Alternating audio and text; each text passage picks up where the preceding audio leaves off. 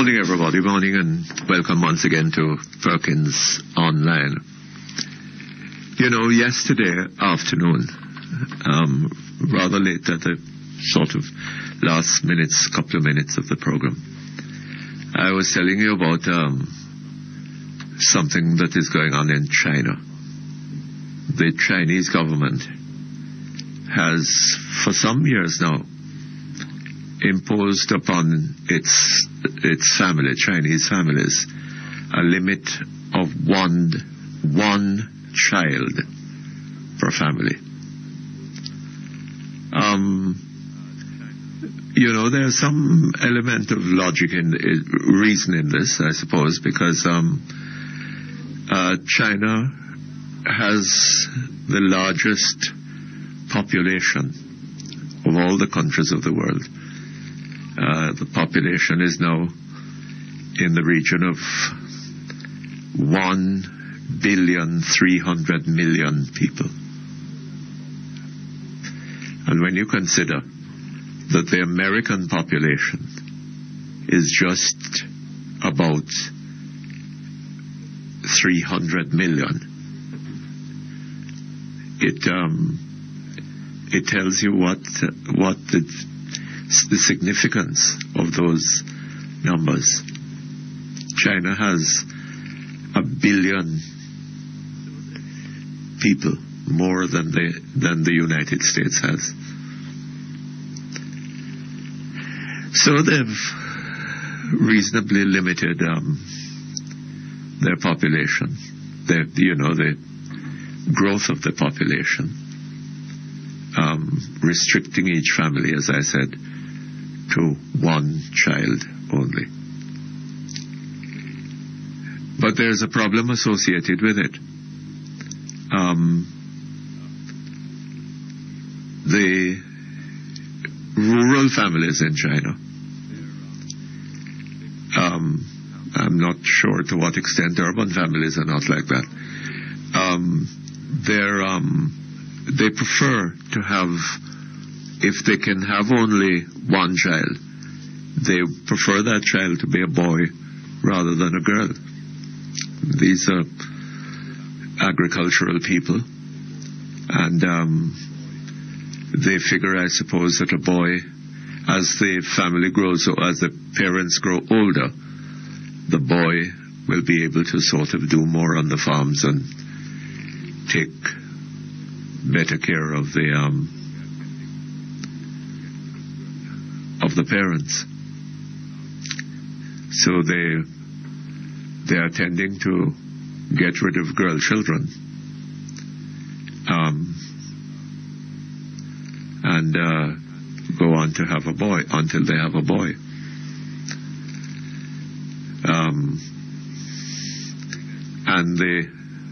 I heard a discussion the other night on the BBC where it was being estimated, or it's said that it was estimated that in a few years China would have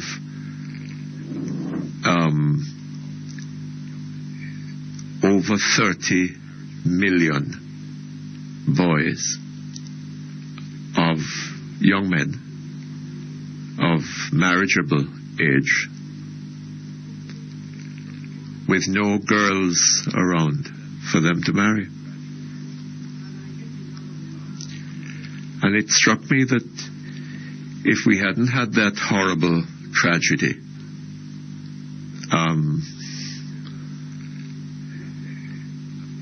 some months ago, that resulted in the death of Ambassador Peter King.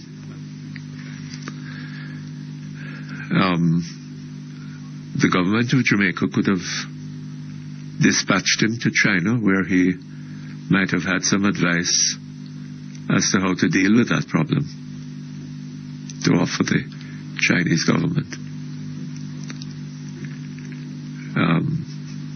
But, too late.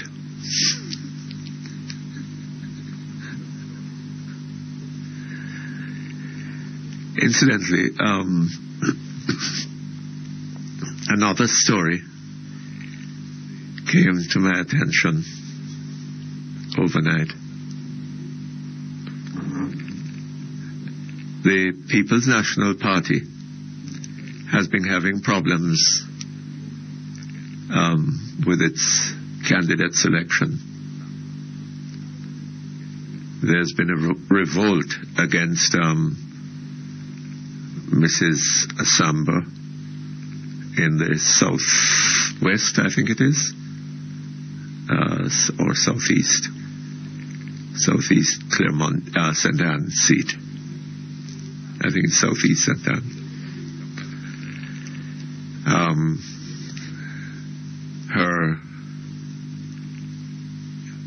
Some elements among the people of that constituency have erupted against her. And as I understand it, a candidate has not yet been selected to replace her. And then there are a couple of other constituencies. Certainly the Eastern Portland one. One hears that Mr. Dabdoob is after that seat, but he's not yet a member of the People's National Party. So the question is he likely, in the circumstances, to be appointed the party's candidate for the election? But I see Mr. Dabdoob is saying that he's going to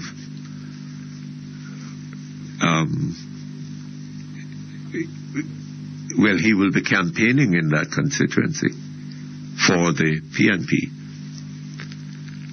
and he is really going to stretch Mr. Vaz,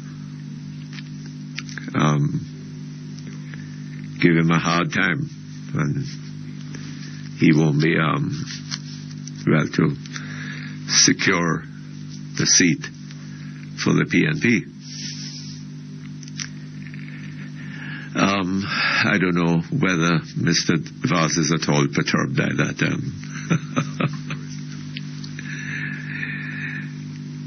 I think it unlikely. Anyway, there's another story that has come to my attention regarding the candidates. I gather that there is one candidate in a certain constituency who is likely to be asked to resign.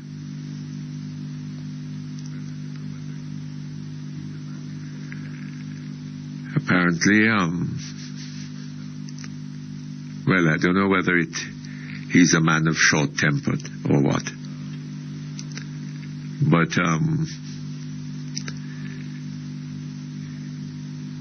he has on a couple of occasions recently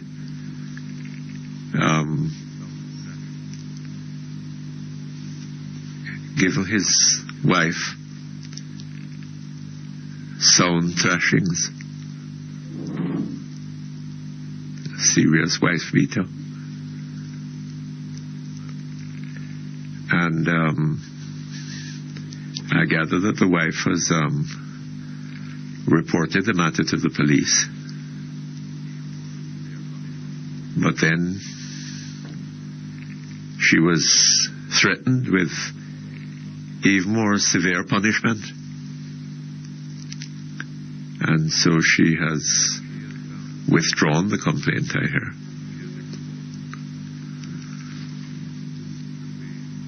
But then she has exposed the matter to the Jamaica Labour Party's candidate in the area. So the opposition is well aware of it, and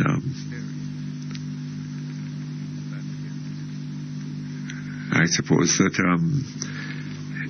is preparing to use that against him in the forthcoming election campaign, should he remain in place. So the chances are that, he'll be asked to give up his candidacy.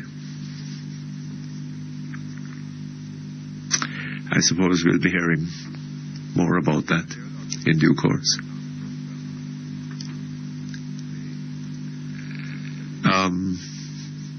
I hear a lot of discussion going on about the St. Lucian poll published in the Gleaner. When was it? On Monday, I think, yesterday, showing the headline of the story said that the Labour Party was ahead, but according to this pollster, ahead by 1 point, and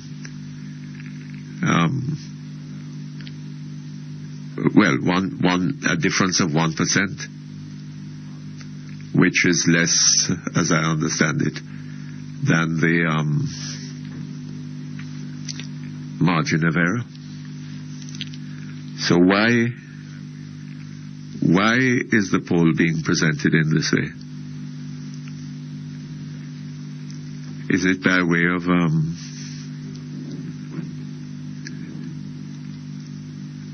trying to achieve some credibility?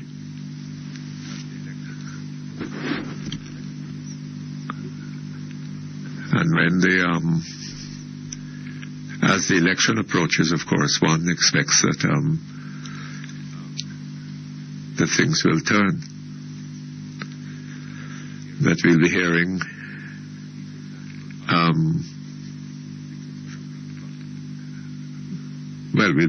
that the People's National Party is significantly in front, and those who criticize the poll at that point, we'll have it said that when the Labour Party was ahead, they thought everything okay with the polls. Right? Credibility, man. That's the issue at the moment. We take a break. We come back in a moment. Okay. Thank you very much. We're back here online. It's a topic which most, if not all, journalists and columnists in Jamaica are somewhat afraid to touch right now.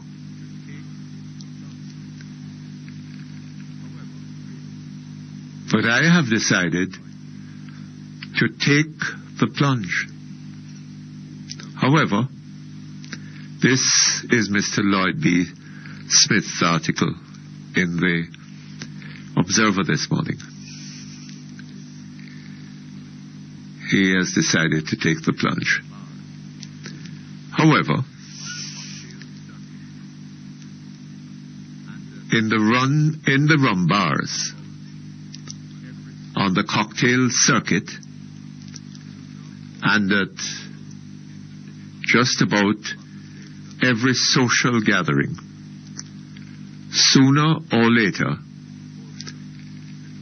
the conversation comes around to Portia Simpson Miller.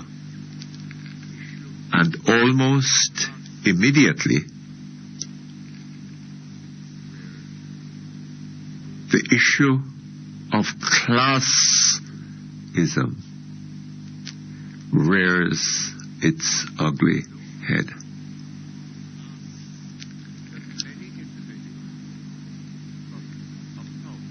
It is no secret that many individuals from uptown are not too comfortable with a Sister P in Jamaica House. their apprehensions border from the extreme to the ridiculous. But beyond the sus, there is one overriding factor. She is from the wrong side of the fence and ought not to be holding court at Vale Royal.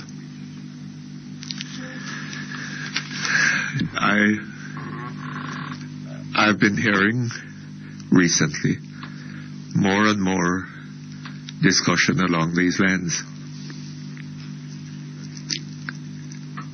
People who are opposed to Sister P are opposed to her because she's from the wrong class. And they don't want to see anybody from the lower classes occupying the position of Prime Minister.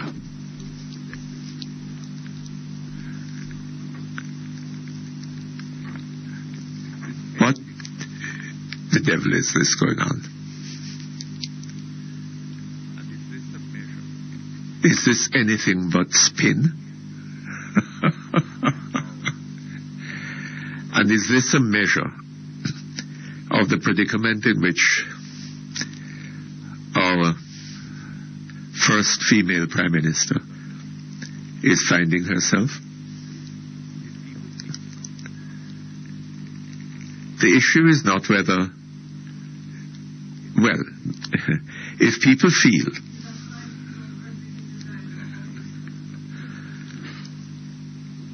feel that Sister P is the wrong person for the job, then the question must be asked, what are the reasons why they have come to this? And there are some of us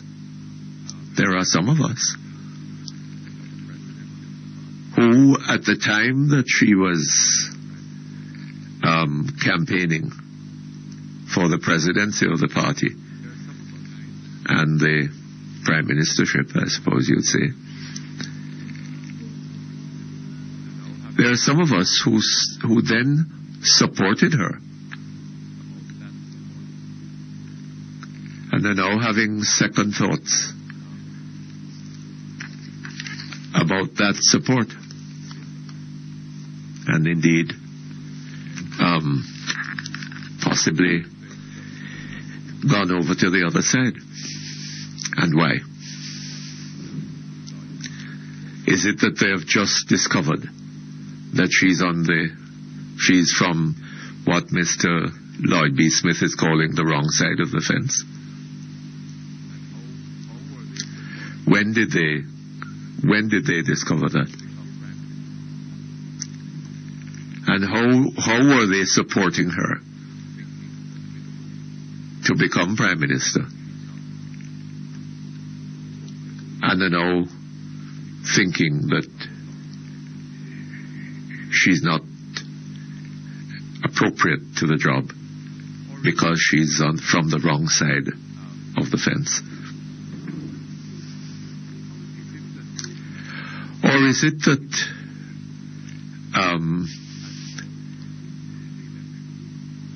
that if Sister P had called the election within a month of becoming Prime Minister, that she would have had persons voting for her who would now not think of doing so, having seen her performance in the office of Prime Minister and Party Leader over the last 9 months.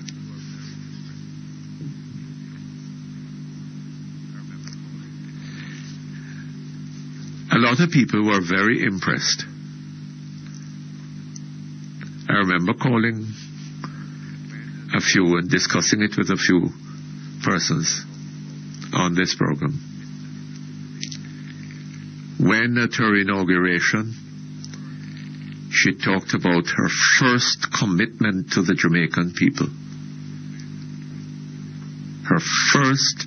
Her very first commitment to the Jamaican people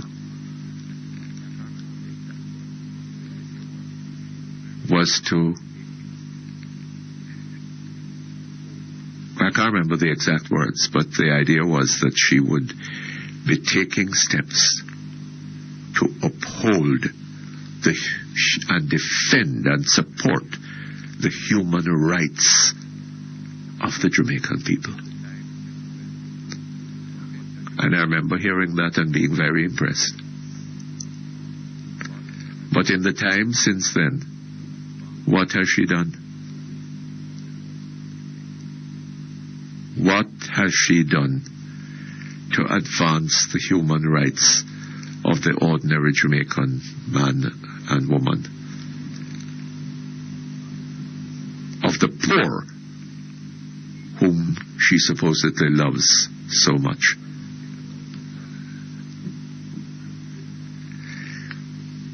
You know, prime ministership is about performance. It is not about making proclamations. I love the poor. It is doing something to advance the position of the poor, if you love them. It is doing something to make justice available to people in Jamaica, regardless of their color, of their wealth, of their party, of their social position. What has Sister P done in the time that she has been Prime Minister to make one iota of difference to the way in which poor people are treated? What? She just talked about the media not publishing her achievements. Well, I suggest to Sister P that if she wants the media to publish her achievements, she must, at the very least, make those achievements known to the Jamaican people. I don't know what her achievements are to date. I don't know.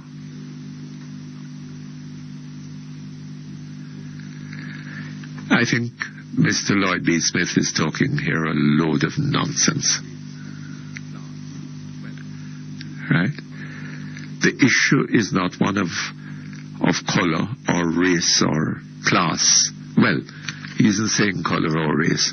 He's saying class. That is not the issue that confronts the Jamaican people at the moment. The issue is whether Sister P has shown any capacity for performing effectively in the office of Prime Minister. We take a break. We're back here online. Get up, stand up for your rights. If you don't, who is going to do it for you? Okay, let's go to the telephone. Hello?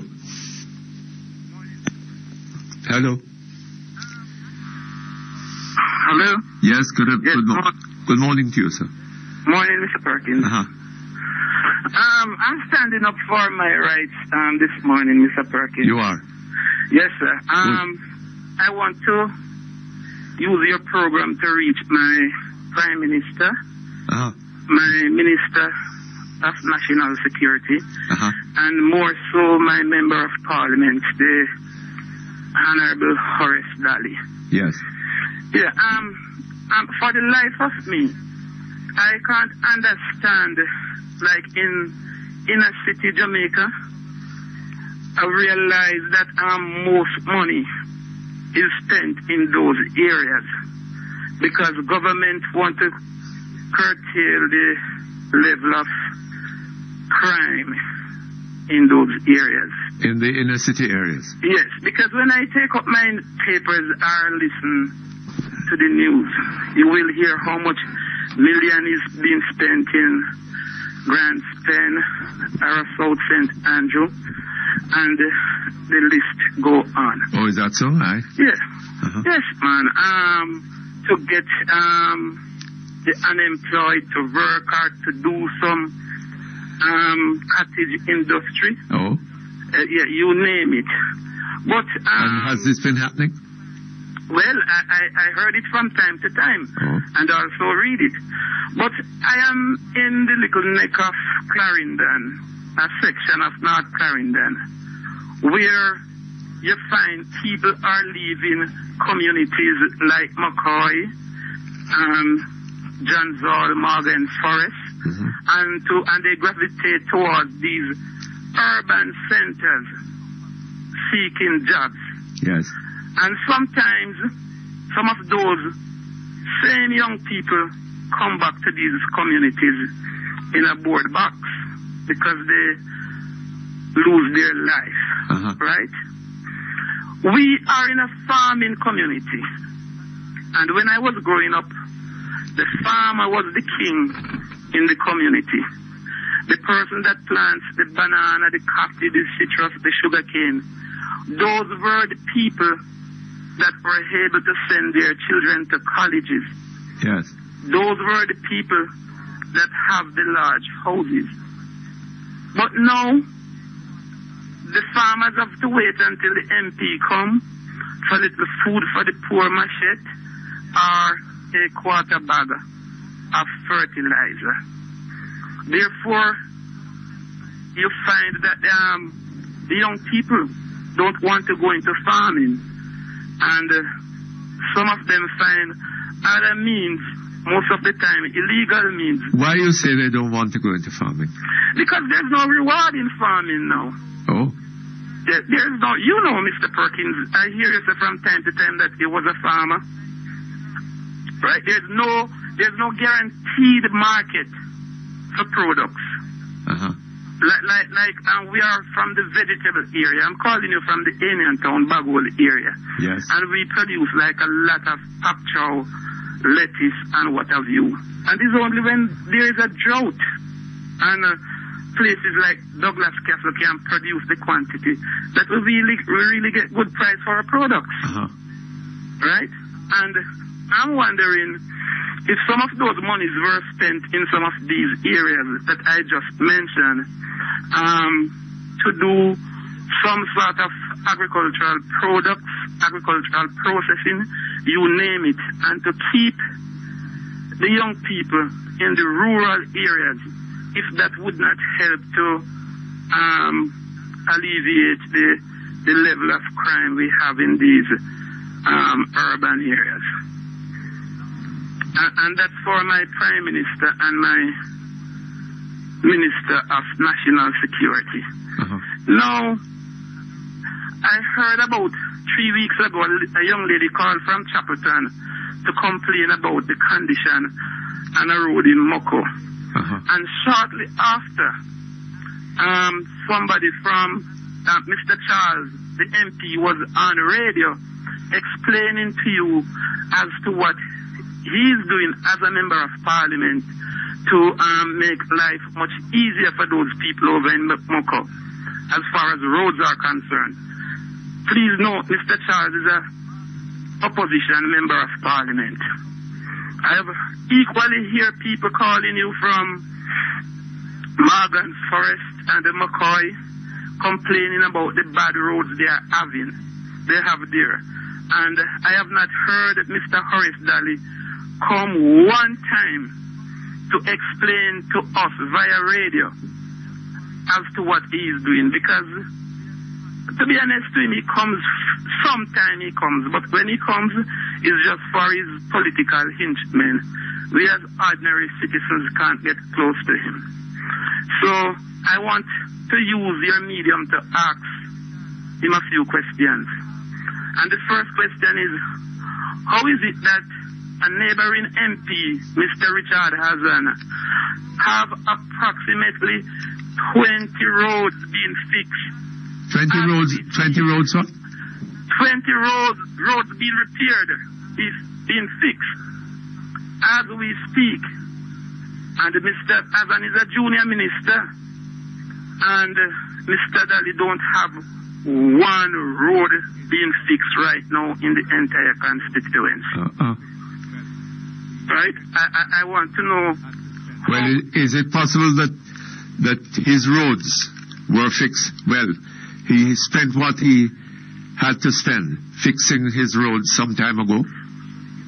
Mr. Daly have been here since 1989, and instead the place should improve.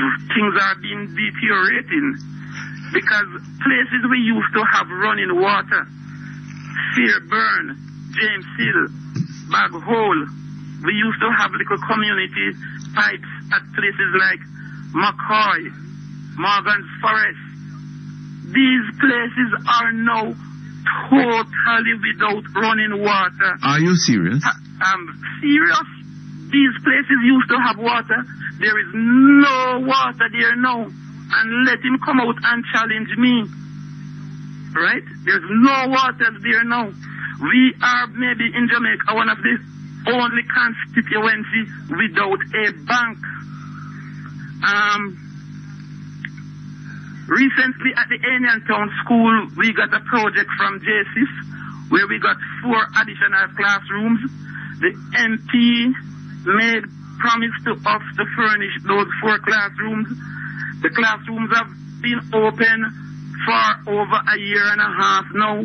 We haven't gotten one cheer from the ministry or the member of parliament. We have not seen Mr. Perkins, not one Lift Up Jamaica program in this section of the constituency. Oh. Right? We have the natural resource that we have is the Bullet Mountain over in Kedits there. But that's the highest point in Clarendon. Mm-hmm. And that is a property that could be developed into a tourist attraction. A few years ago, I went to Bullet and the MP was there with some drawings, and he called me over personally and showed me what they were going to do. It is about 6 years now, and not even road we don't have to Bullet. Thanks to Digicel, they have a tower there, so from time to time they throw a little mall on the road for us to get there. We have about 7 natural springs in Bullhead where the water could be harnessed for bottling and people could get employment. What is Mr. Daly doing about it? When Mr. Daly came to North Clarendon, there was a Volvo ambulance at the Helix Clinic. That ambulance went away for the better part of 8 years. He is now the member of parliament. We are calling on him to have a ambulance return to Kellich. Mr. Perkins, this place is not moving forward at all. Which, you mean your that constituency? Clarendon North. Yes. When you hear Cave Valley flood and the devastation and Baghole flood, there is a section of Anian Town where the Cave River sinks, right? And there is a sinkhole there that needs to be cleaned on a regular basis.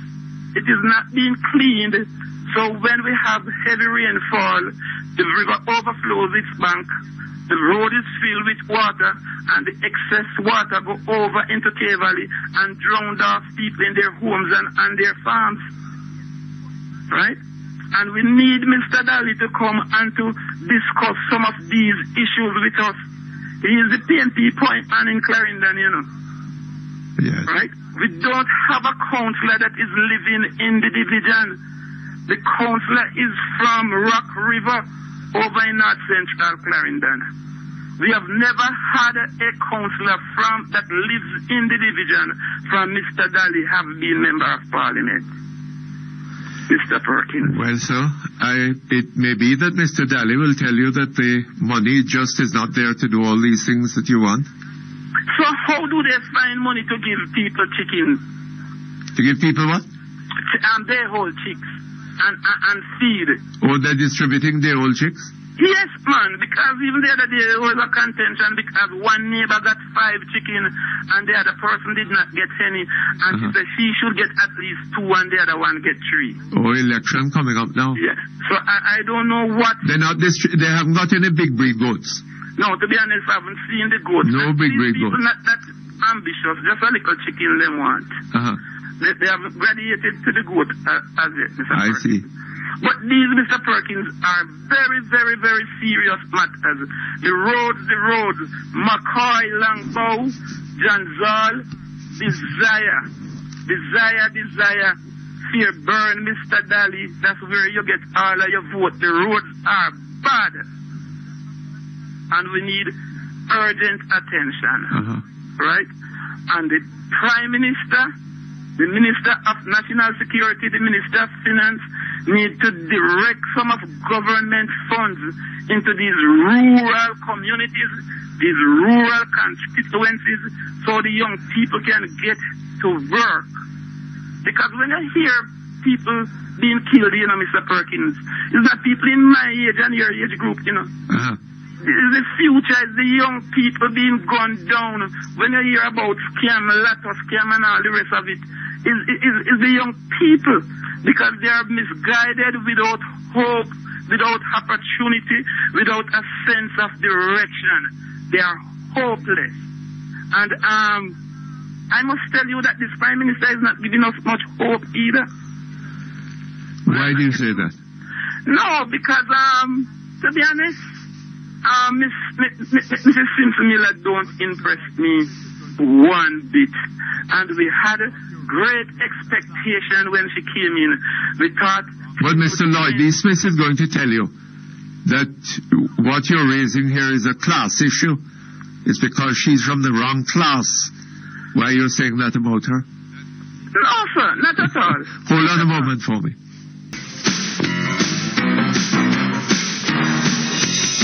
Okay, thank you very much. We're back here online. Yes, Mr. Perkins. Are you aware that in this constituency we have people that when they go to the Percy Junior Hospital for treatment, that they cannot find the $300 to be registered? Are you aware? I should not be surprised. Are you aware that how the health system is now set up? If you go to the hospital, let's say you're in an accident and somebody takes you to the hospital, you're not attended to until that $300 is paid, sir. I've heard stories like that. And this is a government that want to get rid of the old English system because they were wicked and oppressive. And I remember when I was a little boy and I had an accident and I went to the Alexandria Hospital. My parents didn't have to pay anything. No. As a matter of fact, they did not have it to pay. Yes. Right? Yes. And but you were treated you're treated nonetheless. Yes. And all we can hear of, look at highway. We are the produce to take out by the highway. And furthermore, most of our crops are delicate. By them reach the highway, they are so bruised that nobody wants them anyway. Right? And people must wake up. The MP must wake up out of his sleep and his slumber. We did not send him to Parliament only to throw a pen.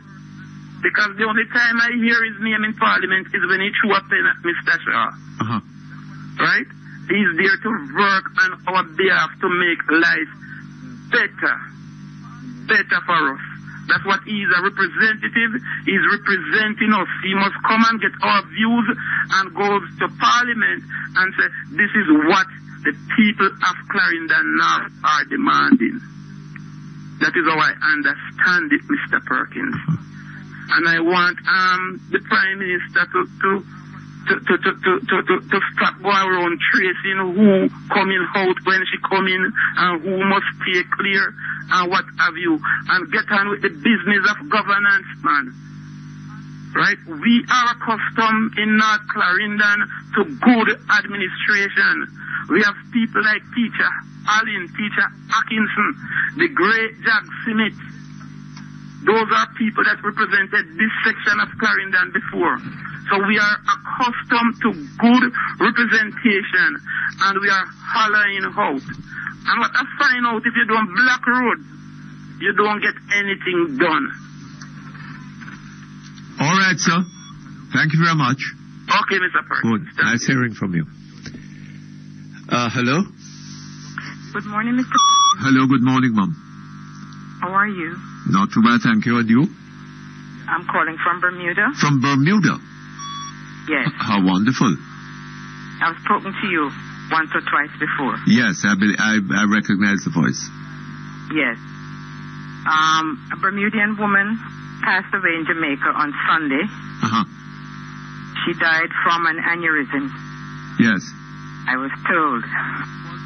And it has been reported on our local news here that she died as... Pardon me? It was reported. It was reported on your news. Yes, that she died as a result of not having cash on hand to pay up front for medical attention. I can play the interview that was carried on the news last night. Would you like to hear it so Jamaica can hear it? Yes. Okay, hold on. Just 1 minute.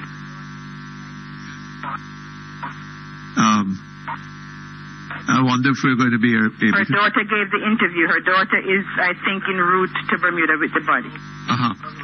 Donna Hollis dies in Jamaica after falling ill. Now her relatives... Can you turn it up a bit for us? As her daughter, Aisha Townsend, who spoke to us from the Caribbean island, explains things could have been different but for $200. Now, the hospital that she was transported to was, unfortunately, in the worst of inhumane conditions that any human can imagine. So, unfortunately, even if they could give her treatment, they couldn't give her anything because they had no facilities, nothing. It was the worst of the worst. Now, the place that she had to get a CAT scan at was the Radiology West Clinic in Montego Bay. And that was more than an hour away from this hospital, and they refused her treatment because she needed money up front to get a CAT scan to even determine what was wrong with her. How much money was it that you were talking about here? To be paid to the clinic for her CAT scan? Yes. Maybe $230 US. Something that could have came out of my pocket. Why wasn't the money paid? Why wasn't she able to pay the money? They would not take credit cards. They would not. And my mother has amazing coverage of insurance. They would not take that. They would not take credit cards. And my mother was here by herself on vacation. So there was nobody here. There was nobody that could give her money. And they wouldn't take money from us. It was a phone, no credit card, nothing like that. They gave us the hardest time. And Ms. Townsend, though, is high in praise for the assistance from local agencies such as GEHI and others in trying to get another air ambulance to Miami for treatment. Captain Rand Keynes, even to the premier people that were fighting to save my mother's life. But, my mother's body had been fighting for 2 days untreated. So by the time that good doctors and surgeons came, her body had given up. And, but the team in Bermuda, it was amazing. I just couldn't believe it. I was thousands of miles away, and they was fighting to save my mother's life. They was fighting for her. Now, how do you feel about all of this? The fact that $227 was all it would have taken to get the CAT scan that your mom needed, and she wasn't able to get that done. It is disgraceful because you would not think. I am 19 years old, and what am I going to say for the rest of my life? My mother died when I was 19 in a place that she was unfamiliar with, in a hospital that was derelict, because they needed $200. That is horrible. That is just disrespectful. It is just the worst thing I could ever imagine. And my family is angry. They're angry. It is the worst experience of my life, and I won't forget the things that I've seen or just witnessed here. And it's a shame because Miss Hollis, an immigration officer, is believed to have died of a brain aneurysm. She fell ill on Thursday of last week. However, the air ambulance team could not get to her until Saturday. Her condition, we're told, had self-degenerated by then. Moving her would have proven too great a risk. Sadly, she passed on Sunday. Attempts to reach health officials in Jamaica for comment on the situation have so far proved futile. We'll be back with more news in a moment. Hello? Hello? Hello? Yeah, did you hear that? I heard it, yes. I'm sorry for the quality of yes, but audio. I was able to make out enough of it. They refused to Pardon take me? credit cards. I beg your pardon? They refused to take a credit card. That's what yes. That's what the young girl said. Yes. So it isn't that they couldn't pay the money, Yeah, but they didn't have it in the form of cash. Apparently, the mother didn't have it. Remember, she was traveling alone. Yes. She's someone who's very familiar with Jamaica, I think, because she is one of the immigration officers who often accompany deportees. Oh, she was an immigration officer. She is, yes, a Bermudan immigration officer. Yes. Yes. Oh, God. When did this happen? She took ill on Thursday, I was made to understand, and passed away on Sunday. Uh-huh. And this was the Cornwall Regional Hospital? No, she did not say Cornwall Regional. What did she say? She said, apparently she was vacationing. I was made to understand that she was vacationing somewhere in the Negril area. They had taken her to one of those hospitals. I don't know whether it was Black River or Savile Lamar. Oh, I see. Sure, but the clinic that the young lady is referred to is Radiology West Clinic. That's the place, Radiology West Clinic. That's where the CAT scan was going to be performed. Radiology West Clinic. That's what she said. Whether that is the correct name, I don't know. But the talk shows in Bermuda has been going, all yesterday afternoon and into this morning. It does not look good. And, as a Jamaican living in Bermuda for more than 30 years, I don't feel good about the situation. Yes.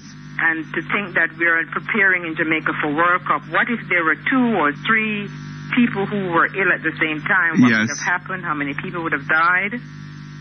These are the concerns of Jamaicans living in Bermuda.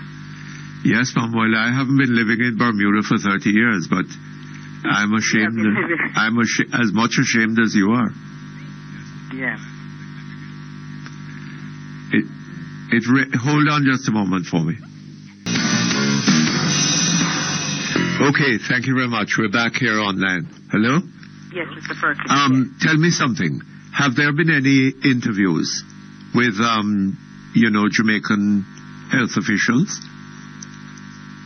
They said they could not reach any. They said they tried and it was futile. They couldn't reach them. Oh, is that so? That's what was said on the news. Well, I'm awfully sorry to hear about all this. And I'm sure that most of us here in Jamaica, we are trying to get hold of somebody who can tell us about this. There's a clinic. What's it called? The clinic Radiology West. That's what the young lady said. Yes. Yes. Well, I gather it's a private clinic. But we're trying to get hold of somebody there. Okay? Yes. Oh, I'm being told by my producer that somebody from that institution was on the line a moment ago, And apparently we lost them, or they hung up or something. I don't know. So would you like me to hang up and I can listen, because I am listening via the internet? Yes, all right. So we'll try to get somebody as soon as possible on this. Thank you. Okay. This is very, very sad. But you know, the same sort of thing has been happening to Jamaicans right here in this country. People don't get treatment because they can't pay the money. We have had a lot of people calling us over the time and talking about this. Right? Okay. Hello? Hello? Hello? Yes, good afternoon to you. Good morning. Morning, I beg your pardon. Yes, hello? Good morning. Yes, morning. Did you hear that caller a moment ago from Bermuda? Yes, Mr. Perkins. What are your views on that? Well, my view to this, I've been to the U.S. before, and I've been to the same situation. You do what? I've been to the U.S. before, America. Uh-huh. Same thing for me and my son. And right now, up to now, I owe them bill. They take care of you without paying. Why can't we do the same? You could pay after.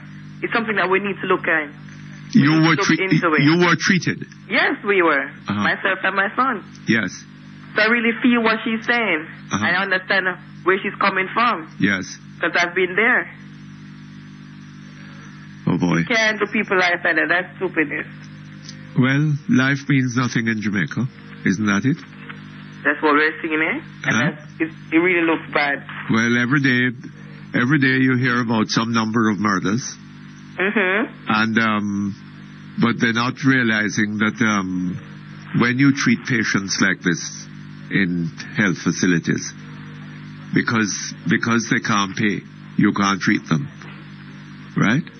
And somebody dies as a consequence of this. And then they don't have the equipment for what, because she had a credit card, as the girl said. Yes, indeed. This is what I'm being told. The government, I don't know, but then there's no job for me as myself, as young people have no jobs. Eh? Young people like myself. Uh-huh. We are here with subjects, still can't get no jobs, nothing. That's your problem now? Yeah. No job? No job. This country.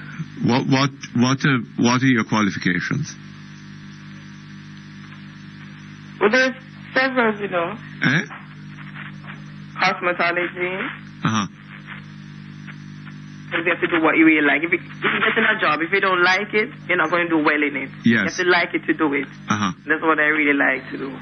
So you are a cosmetologist? Yes. And so you can't, I could work from home, and like a little friend come and shut the door here, and she recommend tell another friend, and you know, yes, get a little thing, because and just go out there and get it. But what you need to do is advertise for customers, surely. So if you do a friend here, you tell somebody, and then I get a little thing. They can do somebody's here, and they tell somebody that, you know, Stanisha, do it, or you know, like a friend, and then tell somebody else, and then you get another rose.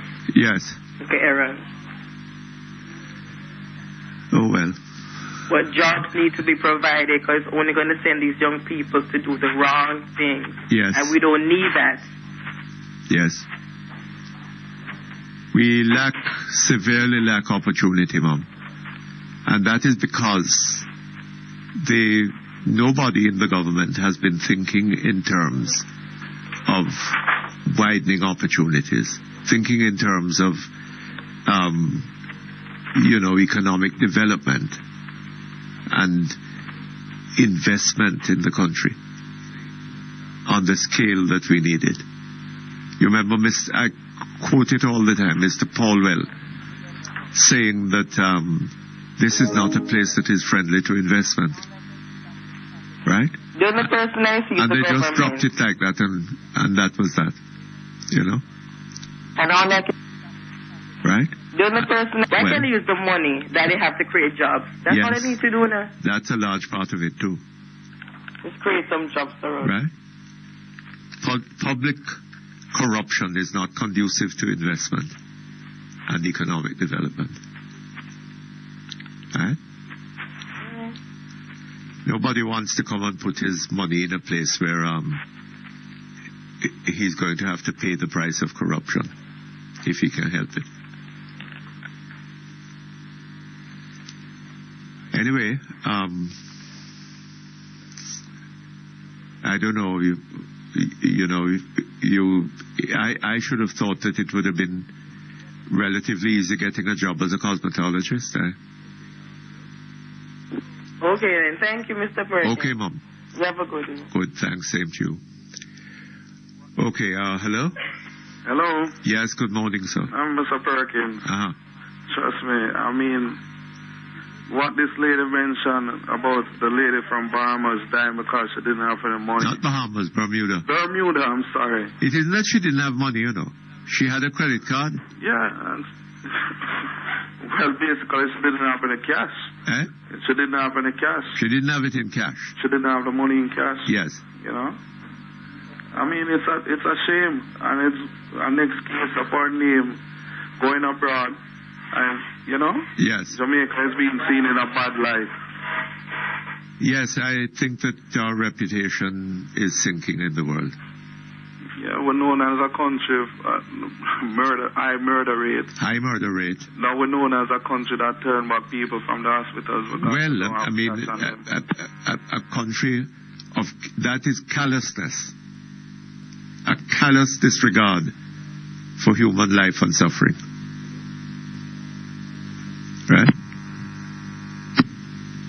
And hello? No, we've lost him. Sorry about that. Okay, hello? Hello?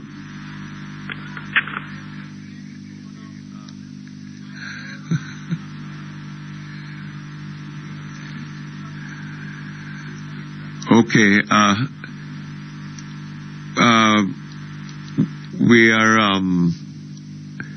we're trying to get back to these people from the clinic. We're not apparently the phone is off the hook. We can't get them. We're trying Mr. Pickering at the Cornwall Regional Hospital. Not that they are directly involved, but I think that he has he may have a connection with the regional authority. We're also trying the Ministry of Health. Okay, let's go forward. Hello? Hello? Yes, good morning. Good morning, Mr. Perkins. How are you today? Not too bad. How are you? I'm good. Good. Well, sort of good. Eh? I'm making the best of a bad situation. Don't we all try to do that? Oh, yes, we do. Yeah. On that note with that lady from Bahamas? Bermuda. Yes.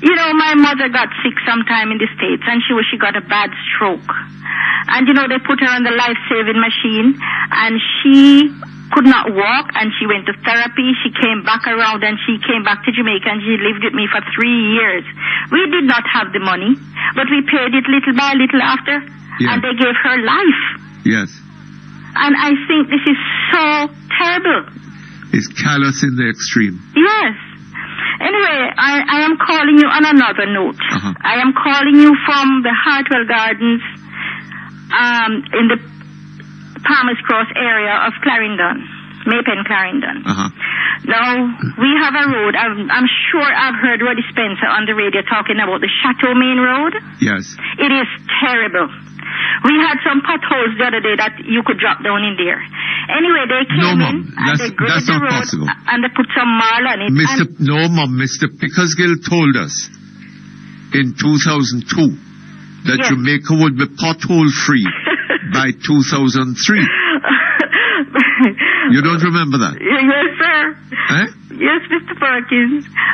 So there can't be any potholes up there? Mr. Perkins, I live in a little place called Hartwell Gardens. And I'm talking for Chateau Road and Hartwell Gardens. Now, they came in the other day and they put some marl on the road and they grade it and thing, and they leave it just like that. And the people who live on the main road, Mr. Perkins, if you see the people's house... Dust. Yes, they have to put stones in the road for the traffic to, you go why to get around. Yes. When you drive on that road, all you can hear your car, squeaky, squeaky, squeaky, squeaky, pop, pop, pop, pop, pop. That is all you hear when you drive on the road. Yes. In Hartwell Gardens now, not to mention Mignot Drive and Maxine Avenue and Laurel Close. These are the three main terrible streets in Hartwell. I'm telling you, you can swim in the holes. I'm telling you about real big holes. Last year, I took my car and I went as far as driving through the holes that water even came into the trunk of my car, and I had CVM film it. No, not last year, before the Ivan, because what happened? Ivan came in, so my tape went into the back. So until now, it has not been shown on TV. Yes. But Mr. Perkins, I've had Mr. Mike Henry down here many times, and I don't think he is getting anywhere, because when I call him, I'm telling the truth, he comes. He is one MP that when you call him, he will always respond to you, no question about it. And I have Mr. Roddy Spencer on the other side.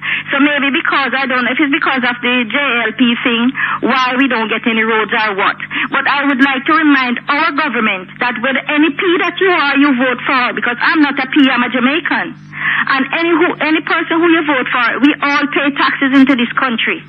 And I'm wondering why we are not getting any roads to drive on. When you look at the amount of cars on the road, where is that revenue? Hold on. We have so many cars and we pay license. Why don't we have a road? Hold on a moment for me, please. Mr. Perkins. And another thing too, sir. A lot of people, I'm not sure, but a lot of people, they have lots around here. Some people are living right here in Maypen. And they refuse to come and bush their lots. I mean, we as citizens around here have to be paying. Now it reached a point where a man is charging like $1,500 just to chop down a lot beside us. We cannot afford to pay it because we have our yard to take care of.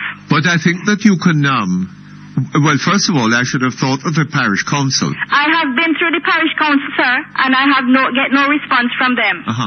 And because I'm sure that they should have a system where they can bush the lots and recover from the... Yes. Yes. When I spoke to them about it, and I was told by one personnel that it doesn't make sense the government spend $100 to... Because like, maybe they don't get back the amount of money that they would pay to cut it down. No, but it is a charge. Why would they be spending $100? Because like, maybe they don't get back the amount of money that they would pay to cut it down. No, but it is a charge against the property. Exactly.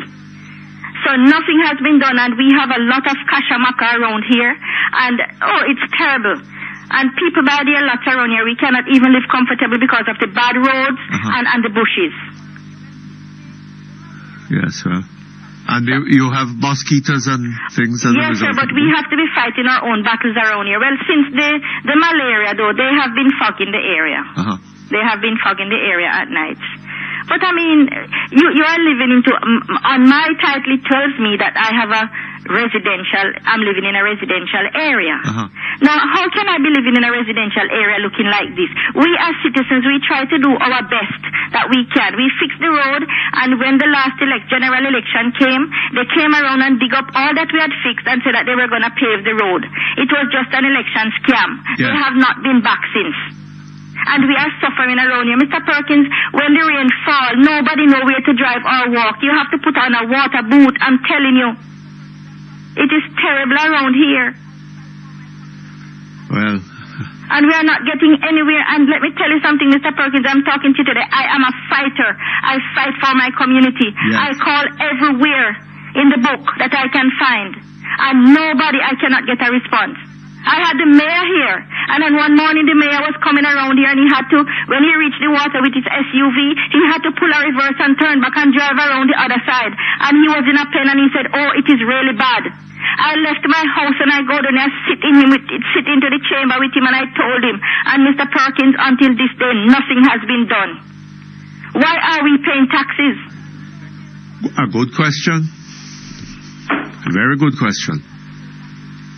And we are getting nowhere at all, and it is not fair because everybody, if it's even a pound of sugar you buy, you have to pay taxes. Where is our money going?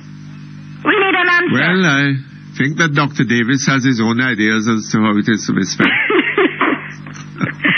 Mr. Perkins, well, I hope somebody will hear me this morning, because I'm telling you, I am so bitter. Because the effort that we, the Citizens Association, have put out into this community, we should have better service. We try so hard, as a little group. We try, but every time we try, something come up. We all go down there to the Parish Council and have meeting with them some years ago, Nothing happened. And it's time enough now we see actions. Yes. Yes, Mr. Perkins, I know it cannot be a good day because you have been getting all the bad news. Yes. But boy, this wooden spoon is breaking up now. So the salt is going to break up and drop through the wooden spoon. So we don't have any more chance to even suck the salt through the wooden spoon. Yes, yes. Anyway, yes. Mr. Perkins, you have a very good day, sir. Thank you for listening to me, and I hope I will get some results. Thank you. Hello? Hello? Hello, yes? Yes, hi, Mr. Perkins. Good morning. How are you? Not too bad, thank you. How are you? Not too bad. Up here in New York, fighting the cold weather conditions. Oh, you're in New York? Yes, I'm in New York, man, listening to you as usual. Uh-huh. Thank God for the internet and the service that Power 106 has been providing for us to get a chance to listen to you so we can stay in the loop as to what is happening to our country. Yes, but maybe you would have been... first of all, let me say I'm very sorry to hear about the death of Mr. Basil Buck. Yes. I've known Mr. Buck for a long time now, from about 1976 or so. Uh-huh. And what I used to like about Mr. Buck, he spoke intelligently, spoke freely about the way he thinks about things and everything. It was just this past Friday. I was listening to your program and I heard him. I was in shock Sunday night when a friend of mine called to tell me that he died. Yes. Was it real shock, Mr. Perkins? But anyhow, his voice will be missed. And all I can say is may his soul rest in peace. Yes, indeed. So, listen, there are a few things here that really, it sends shockwave through my body. When I heard that woman calling from Bermuda, sharing the sad experience of that Bermudian immigration officer who came to Jamaica, and for the sake of $200 and something, Mr. Perkins, the woman was neglected and died. Yes. Now, I'm asking myself, what the hell is happening to our country, Mr. Perkins? Boy, I don't know, sir. Savagery is taking over. I don't know. It happens to Jamaicans, Yes, I've been hearing that, Mr. Perkins, and I came to Jamaica some years ago, and I saw it. Huh. I just can't believe that healthcare has descended to the level it has descended in Yes, Jamaica. sir, it has. I remember as a youngster some years ago, I was in a very serious traffic accident. I was hurt, Mr. Perkins, bleeding internally. And I was taken to the hospital. And the doctors had to perform an emergency surgery on me that lasted for a couple of hours.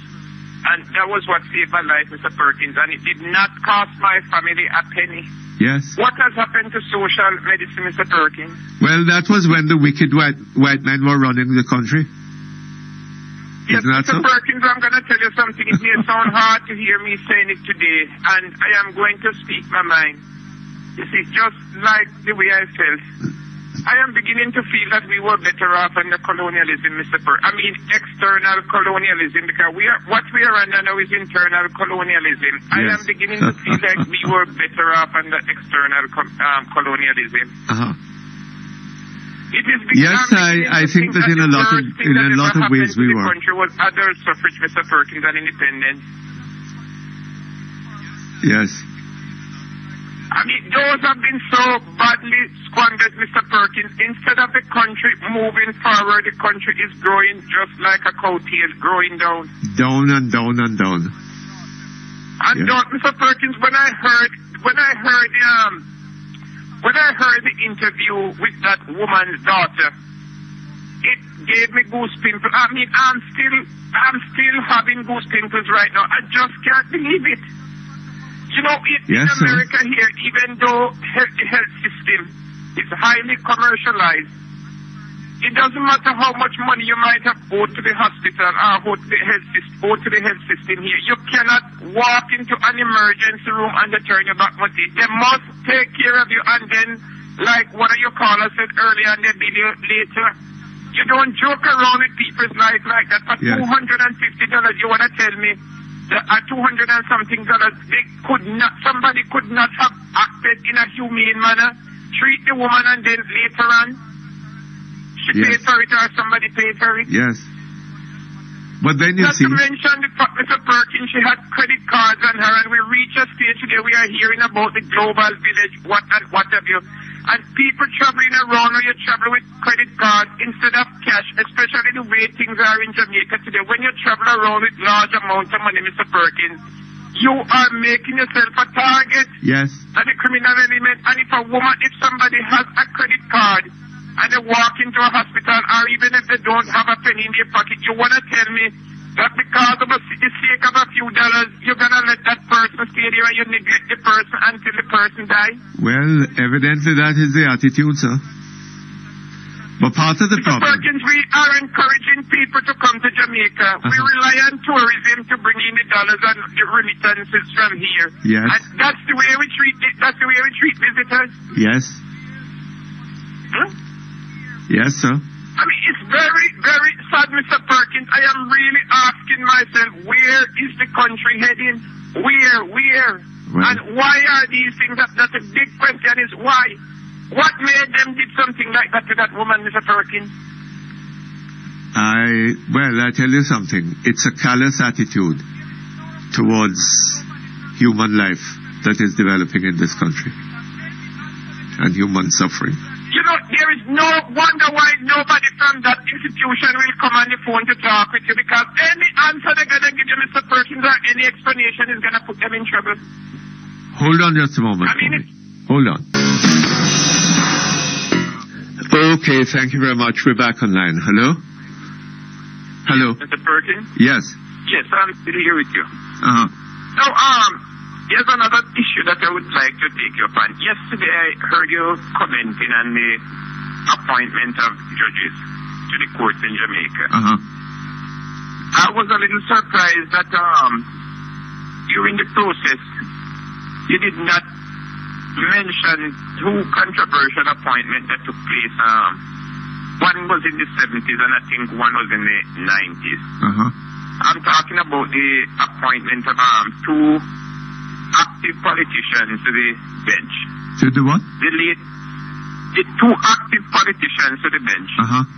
The late Lee Clark Robinson, who was taken from the Senate. He was the Attorney General during the PNP time in the 70s. Uh-huh. Between 1972 to sometime in the 70s.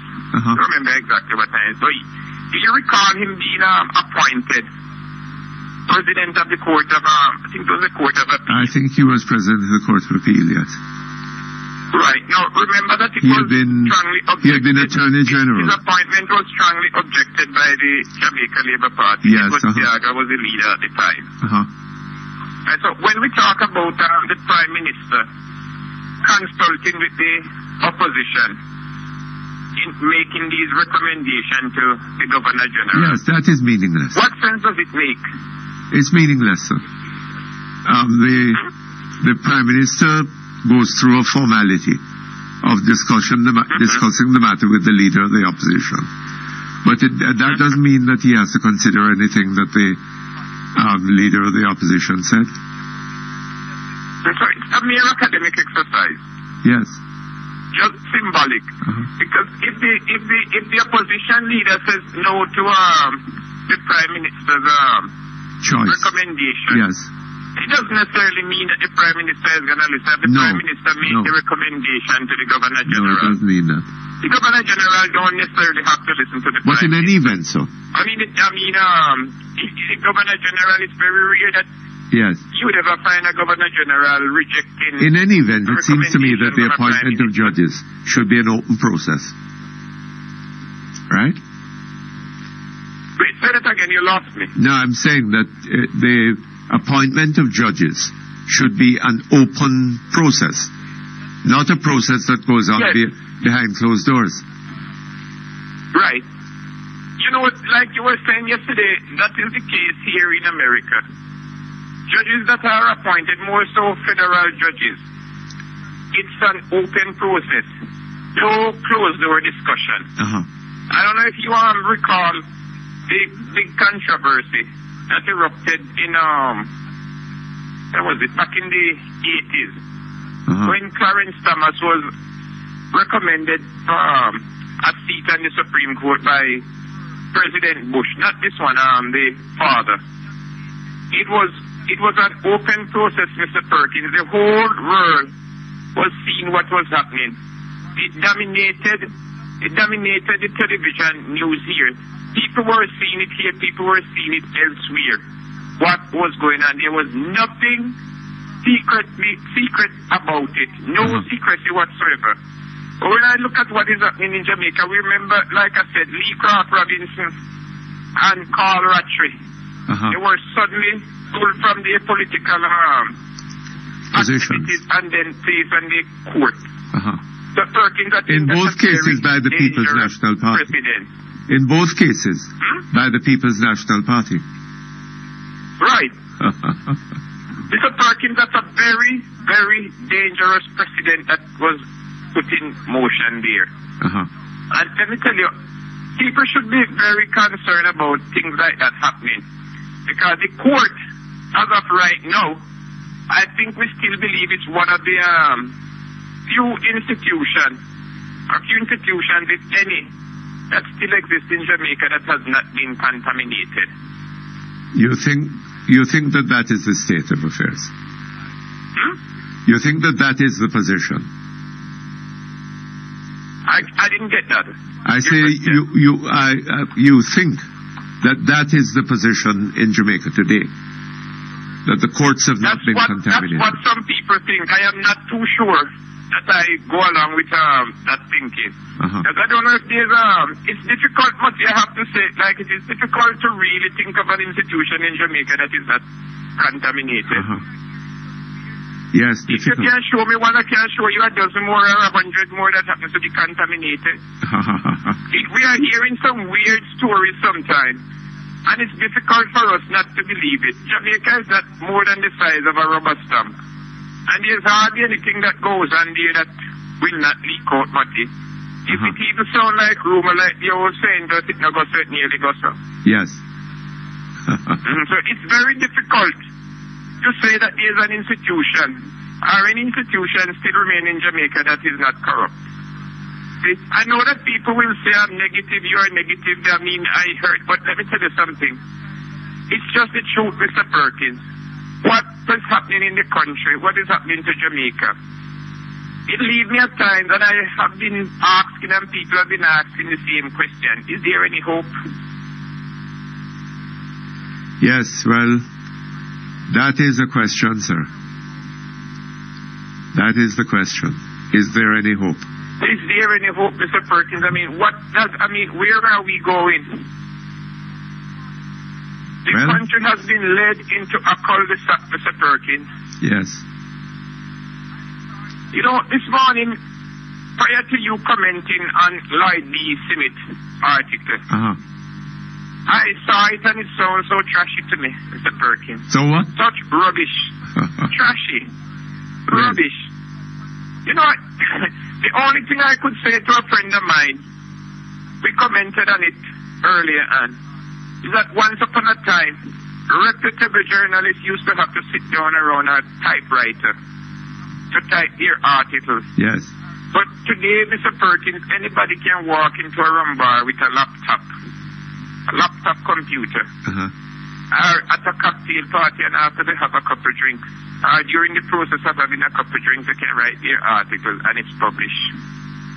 What I see, some of the stuff that I see pass off as journalism or analytical writing in Jamaica today, it leaves me shivering at times. It really asks me, asking the question, what's going on out here? Where are the writers, the reputable writers that we had in the 70s? those writers that Michael Manley and other members of the TNP claim were part of a cabal to overthrow his government. Where are those writers today?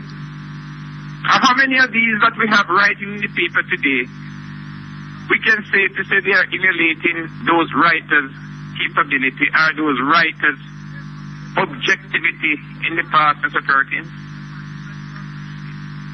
I don't know, sir. Everywhere we turn in, I mean, you are a senior journalist, Mr. Perkins, and you have seen it.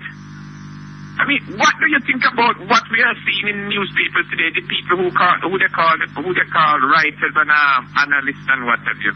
I mean, give me your opinion about that, Mr. Perkins. You'd have to give me time to think about it, sir. You really need time to think about it. Yes, I need a lot of time to think about it. It's so much fun to Mr. Perkins. It sounds to me just like somebody are writing and they're an analyst. This sounds so much like Mr. Pickersgill telling us that by 2003 we'll be pothole free in the country. And the country will be pothole free. Yes, indeed. And when he was telling us that, it was coming up to an election, you remember? Right, it was like it's in the season. Yes. I wonder what they'll be coming up with. Well, I shouldn't be wondering because I'm hearing now that the economy, once again, we are hearing it's... Oh, the economy. Look here.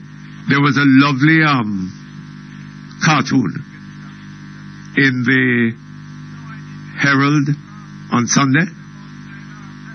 Mm-hmm. Did you get a chance to see that paper? No, I didn't. I know that.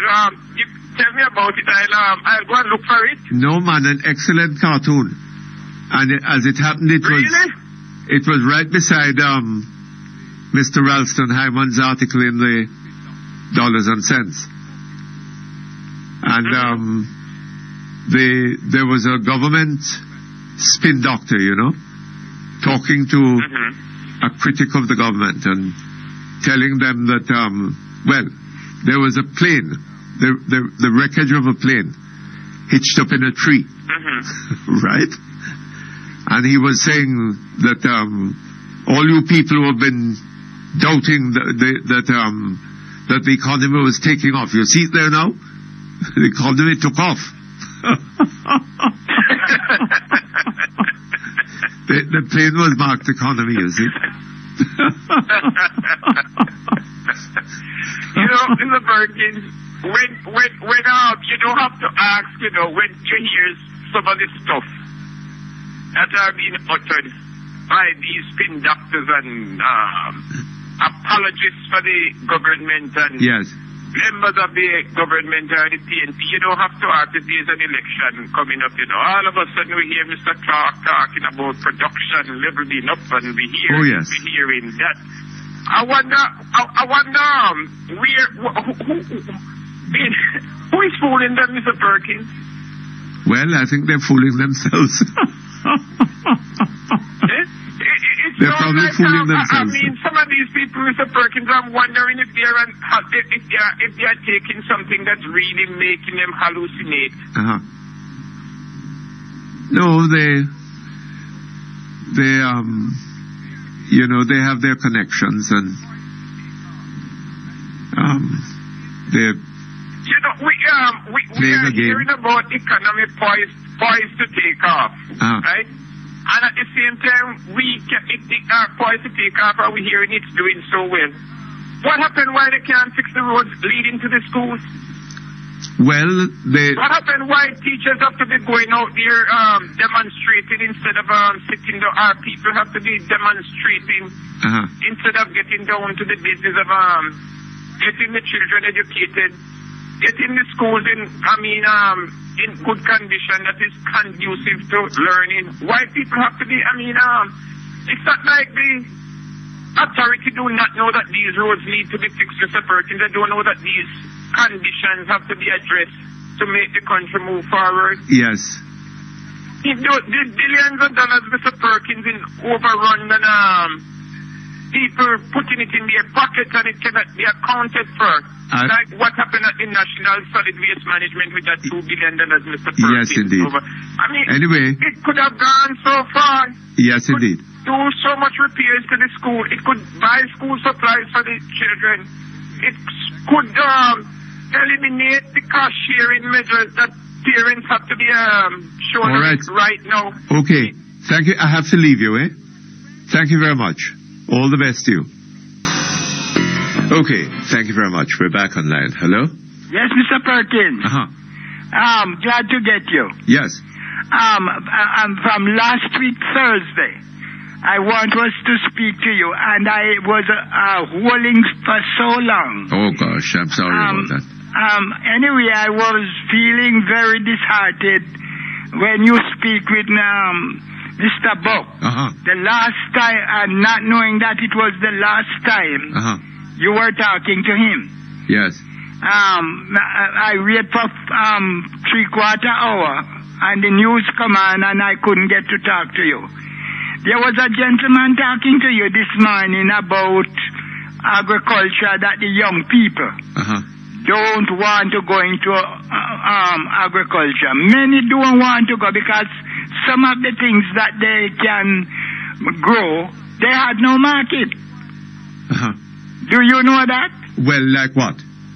Okay, right as it is now, corn is one of the easiest thing to grow in Jamaica. And they are saying that corn is, the chicken is going up because of the corn price in America. And right as it is, right now I have corn and cannot get no market for it.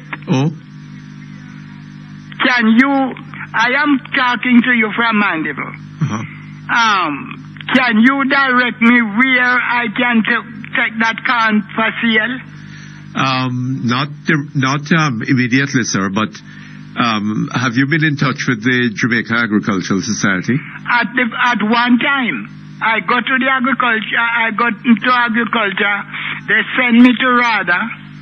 I go to RADA, they take my telephone number, and those can't stay on me and spoil.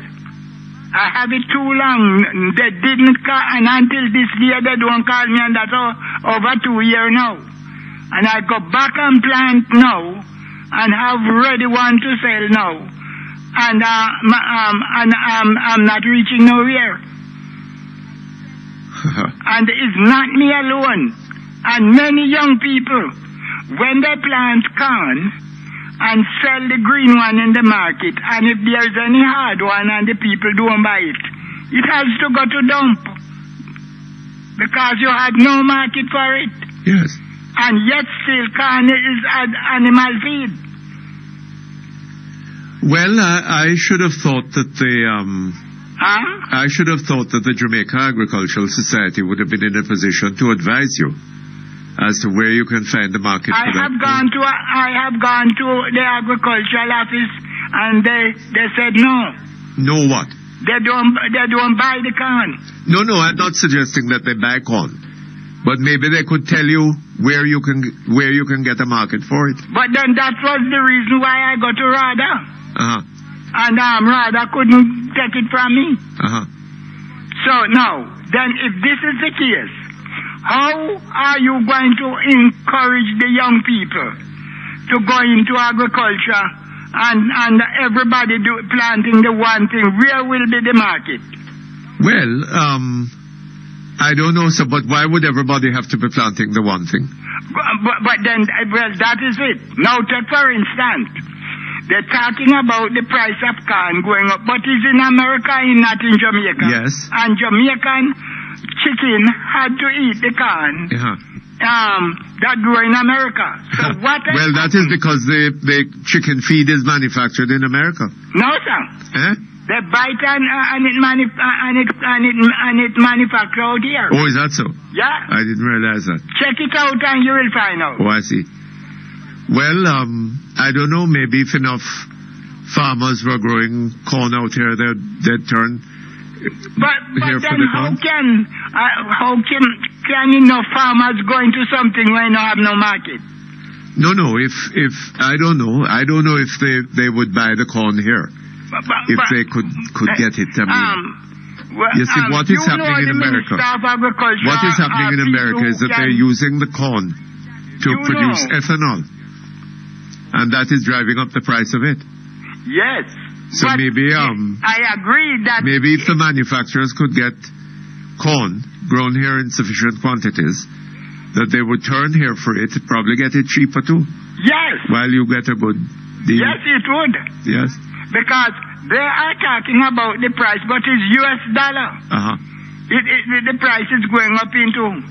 And look where our dollar is against the US dollar. That is to say, it would not be as high as buying it on the US market. Well, I don't know. Well, because of the ethanol. Yeah. So, anyway, that needs to be looked as into. you mentioned that, about the ethanol, our corn here cannot produce ethanol too. Yes, I suppose so, but we'd have to grow one hell of a lot of corn to make it worthwhile. Yes, but Mr. Perkins, look the amount of wasteland in Jamaica where you can now look at it. If Manchester, Clarendon, St. Elizabeth, which are real corn land, St. Anne, begin to plant corn. I remember in Bustamante time when the people was given opportunity to plant corn. The one mistake I see when I go in town, they didn't have enough storehouse for it. So why cannot the young farmers encouraged to go back and plant corn? And corn are one of the easiest thing to plant. Yes, indeed. There needs to be a looking into matters like that, so. All right? Yeah, well, check it out and see if somebody can talk over the years. Okay. Farrell. Thank you very much. Hello? Hello? Hello? What's happening here now? Hello? What is going on? Somebody gone to sleep on the... Oh, I see people have been hanging up or their credit card running out. Oh, yes. Okay, hello? Hello? Hello, Mr. Perkins? Yes, good afternoon to you. Good afternoon. Good morning, I beg your pardon. Morning, Mr. Perkins. I'm calling to share my experience based on a call I heard a while ago about the lady who died. Oh, yes. Right. Yes. I traveled to the United States on the 18th of November with my two daughters. Yes. And I plan to come back home on the 25th. That is spending just 1 week. And I came back home only 2 weeks ago, having been in the hospital there for almost 3 weeks. Yes.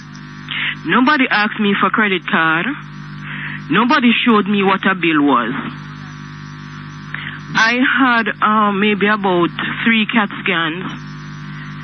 And I'm ashamed to know that, this is what somebody has suffered in my country. Yes. I am of the view that if I were here and if I had not taken that trip, I would have suffered in my own country. Yes. Possibly. The neurosurgeon said to me, I'm not sending you back to Jamaica with this meningioma in your head. Mr. Perkins, I came back home. I was looking for a reason to cry because I'm thankful to God that He saved my life, and I'm thankful to the facilities in the United States that I benefited from. Yes. And when I heard the call a while ago, that was my reason to really cry. I do not think our leaders have the will to make situation in Jamaica any different from the way it is. Sorry. Yes. Right? I really do not think our leaders have the will to make things any different. I live in the question is whether our leaders are concerned about the welfare, well-being of the Jamaican people, or whether they're concerned about something else. Mr. Perkins, I live in Portmore, and it is surprising to me to know, or to hear now, that there is some concerns now about having passed the toll road, and we all joined the big car park down by Tinton Pen. Somebody said that it was the most expensive car park in the world. Mr. Perkins, it is a shame. And no, this is the time now when they are thinking and saying that they're going to be doing things to Marcus Garvey, and they're going to be doing things to that road leading to 3 Miles. Yes. I mean, there is no foresight. But you realize that one of the things that is happening is that the government is bringing foreign companies in here to exploit the Jamaican people. Right. Right? They are making money without really having obligations of service, particularly those who, the public service companies is possibly the outstanding example. But Mr. Perkins, you know what is also shameful? It is now that all the traffic now, if you're going in halfway tree direction, instead of being able to turn around to Bell Road or one of those roads to make a right turn, they have closed off all those sections. So each vehicle now has to go through 3 Miles. Yes. It's disgraceful. Where's the thinking? Where's the thinking behind all of this? Yes. I mean, it doesn't, somebody with education, you don't need somebody with education to know. But you know what I've always said? I want to have some of these people living in Portmore for a week. And having to take your children to school to reach the school by 7:30 one morning. Yes. Or having to get to work by 8:30 one morning. Look, I have to leave you, eh?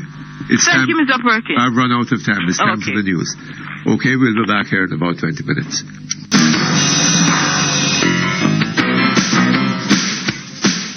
Okay, thank you very much. We're back here online. And we've been trying to get somebody from that clinic down in the West. We haven't been able to do, well, we've spoken to somebody there, but there's a doctor, what's the name? Dr. Curlew, who we're told is the only person who can speak to this matter. And he wasn't there. So, I don't know what is going on. Anyway, let's go to the telephones. Hello? Hello? Yes, good afternoon to you. Good afternoon, Mr. Perkins. How are you doing? Not too bad. How are you? I am good, thanks. You're good?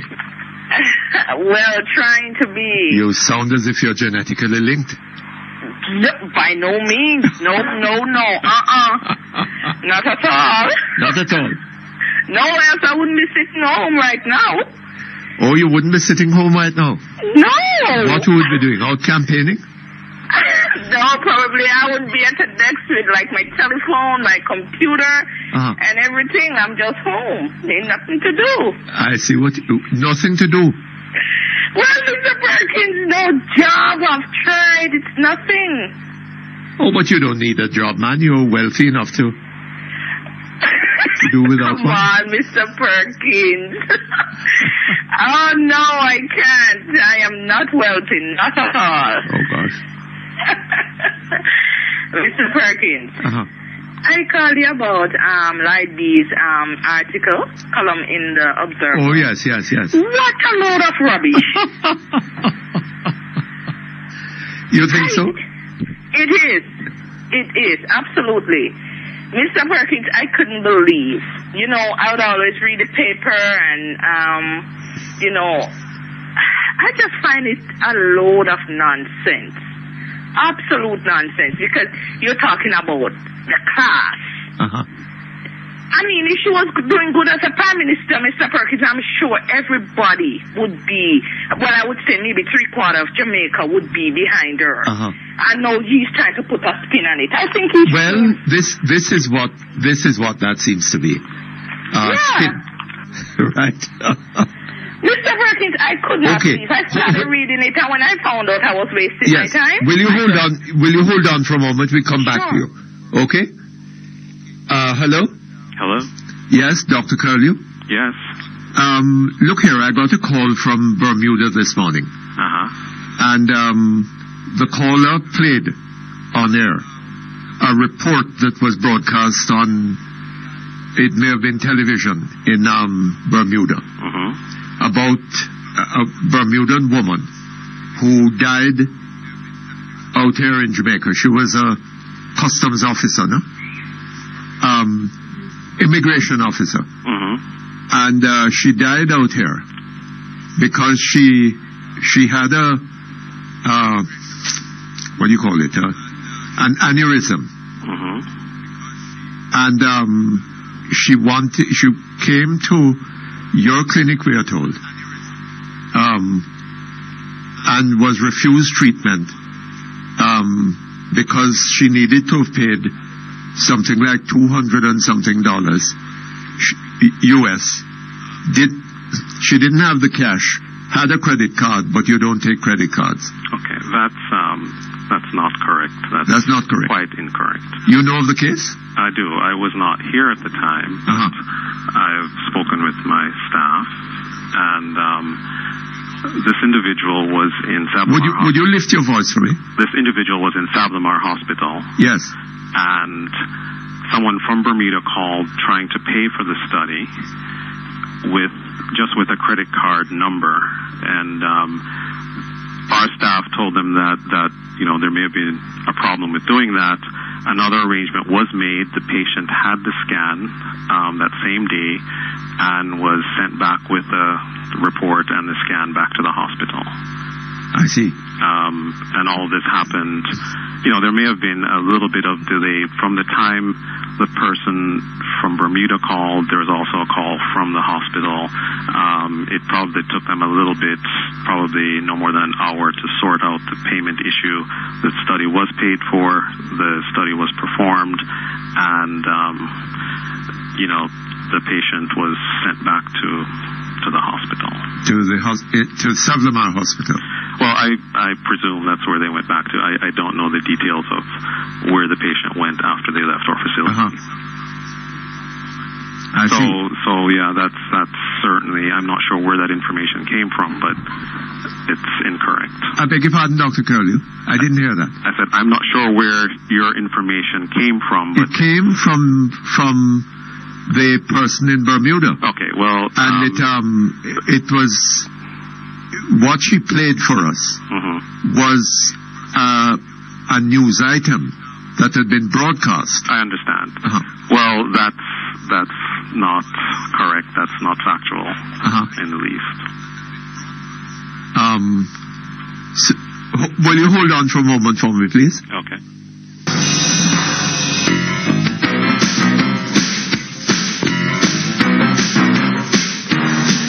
Okay, thank you very much. We're back with you, Dr. Curlew. Oh, Lord. Dr. Curlew is gone. All right. Well, we could try, yes. Okay. In the meantime, let's get back to that lady. Hello? Hello? Hello? Oh, hell. All right. Hello?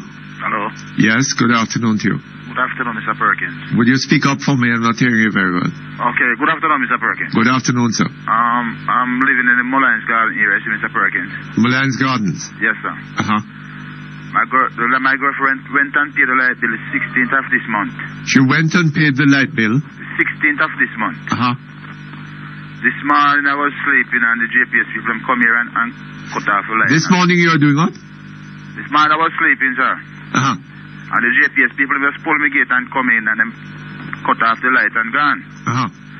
When I called my girlfriend at work, she said she paid it at the bank. She paid it at the bank? At the bank. So it was a Scotia Bank downtown, one of them. She went back down there.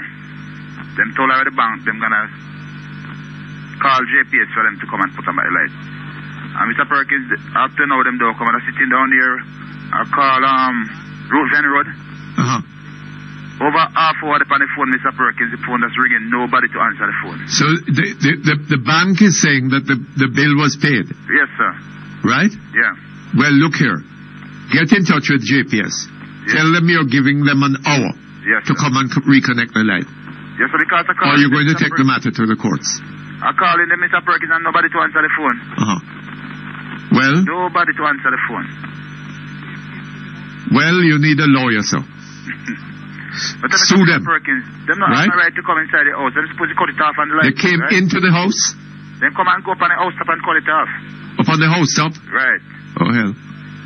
No, if you pay the bill and they've cut it off, right? Then they owe you damages, I should think. Right. Okay. They're not even notified their call about that. You know, yes. The switch plug in, everything, the fan you go talk to a lawyer about it. Okay, sir. Right. And tell the Jamaica Public Service Company, get a message to them that you're giving them an hour to get your lights back on. Okay, Dr. Curlew, I gather, is back with us. Hello, Dr. Curlew. Yes. Hello? I'm here. Yes.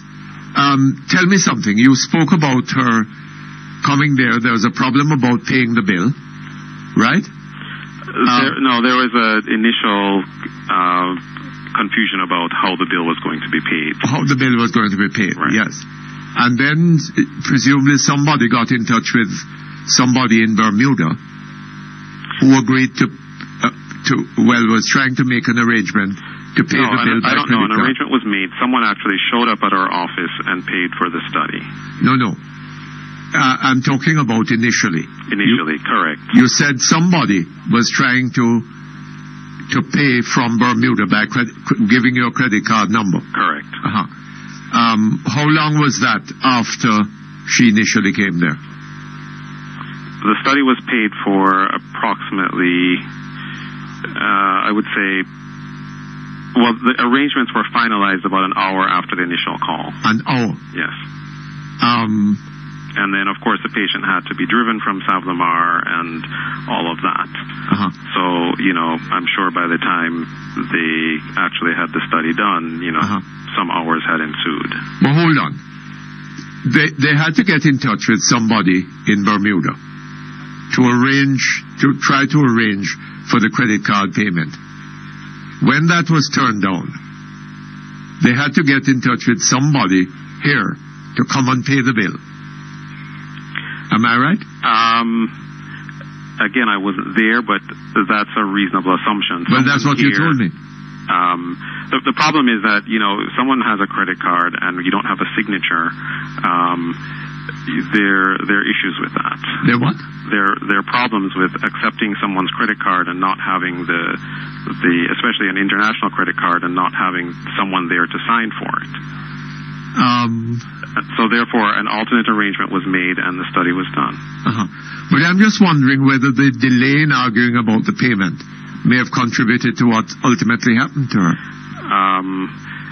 I doubt it, but I don't know. I mean, obviously, there were, the scan was not normal. There was obviously a serious medical issue, and I wasn't involved in her care, so I can't say whether, a delay of an hour really made a difference in the outcome or not. Anyway, so that is the story that they have abroad in Bermuda. Okay, well, obviously we will have to try and track this down and make sure that the facts are, that the correct facts are known. And your clinic is a private clinic? Correct. All right. Thank you very much. You're welcome. Okay. Hello? Hello? Hello, Mr. P. Yes, good afternoon to you. Am I there? Yes, you are. Yes, sir. I have a few little issues I would like to touch base with you. Okay. For about Mr. Perkins, you ever hear a government hang a person and when you take a step, it may come off? No, I've never heard of it before, but it's easy to see how it could happen. So you know what took place in Iraq? Yes, I heard of it. I heard that they hung Saddam Hussein half brother and head come off all that. You believe things like that? Yes, well, what happens was that the drop was too long, having regard to his own height and weight and so on. Oh, Mr. Perkins, that is terrible, man. It seems like it's terrible, man. That's worse than what Saddam Hussein has the done. whole hanging of them. The whole thing seems to me to be horrible, sir. Terrible, man. Yes. It all caused a civil war down there, you know. Yeah, man. Well, the civil war is going on at the moment. I mean, they're butchering each other, and you know, the situation of Iraq today is one hell of a lot worse than it was before the American invasion. It's serious thing, man. Serious.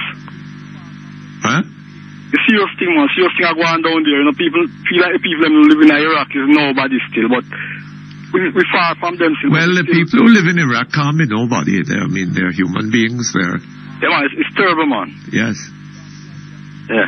Another thing I would like to ask, the year when the International Space Station installed in space, you have the idea what animal was like in those in certain foreign countries right now. There, every year, them have the ear of the dog, ear of the lion, ear of this. What year does the International Space Station go up? You have the idea? The International Space Station? Yeah. No, I haven't got an idea. I bet you, Mr. Perkins, I bet you our money right now is the ear of the dragon, that thing go up there. The ear of the dragon? Yes, I challenge any man to check back. Check back and think and list and check back in a history like from America, China. Them have the idea which year, what animal was installed. I bet you is the ear of the dragon. You know, people say history shows that is the red dragon that was seen to appear in the space. Oh? Was seen to appear in the States? Yeah. In the United States? No, the space station is a sign of a dragon, what prophecy said would be installed, appear. And I discovered that it's a competition with the pyramid, you know. Yeah? Yes. Yeah, I don't know. I'm listening. Yeah, the program is such an interesting program. I'm calling from Boys Content and Catching. Yes. Yeah. Thank you. Yeah. You are demonstrating. You're one of the parents. Hello? Are you one of the parents who have been demonstrating? You mean up at the school? Yes. Well, I mean, I'm demonstrating, but my support is still, totally, cause students almost broke off them foot every day. Yes. You remember the day when I called you and asked you about the little history thing in Austria there? Yes. You never check out. What history thing? No, we was reading about a man whose name was Gavrilo Princip. I never really recall. No, Yeah, and I told you that this is a man who was trained to assassinate Ferdinand Francis, the king in Austria, man. And I thought that you would check it out. No, I haven't had the opportunity of doing so yet. Okay. I'm still programming the book still, I'm still programming the book still. But I have somebody on the internet right now checking out some things in some different language still. Yes. So when the book is on the road, I'll highlight you and if you have a copy. All right, sir. Thank you. Okay. Bye. All the best to you. Okay. Hello. Good afternoon, Mr. Perkins. Good afternoon to you, Mom. How are you? First time on your program. First time on your program. Oh, happy to have you. Why have you waited so long? Yes. Oh, Mr. Perkins, I have a problem. You see, I have an elderly mother. You have a what? Elderly mother. My mother is elderly. Which I looked about her birth paper. Her birth paper? Yes, her birth paper. I look about it. When you say you look about it, what do you I mean, mean? I did the registration for her to get a new copy. You sought to get a copy of it? Yes. When it came without her last name, which is Mitchell. Which is what? Mitchell. Now, hold on a little bit. What was that? A maiden name or a married name? No, it's our maiden name. A maiden name. Our maiden name. Uh-huh. What is on the birth paper? It was Hazel Mard. The Mitchell is not on it. Hold on. The names on the birth certificate were what?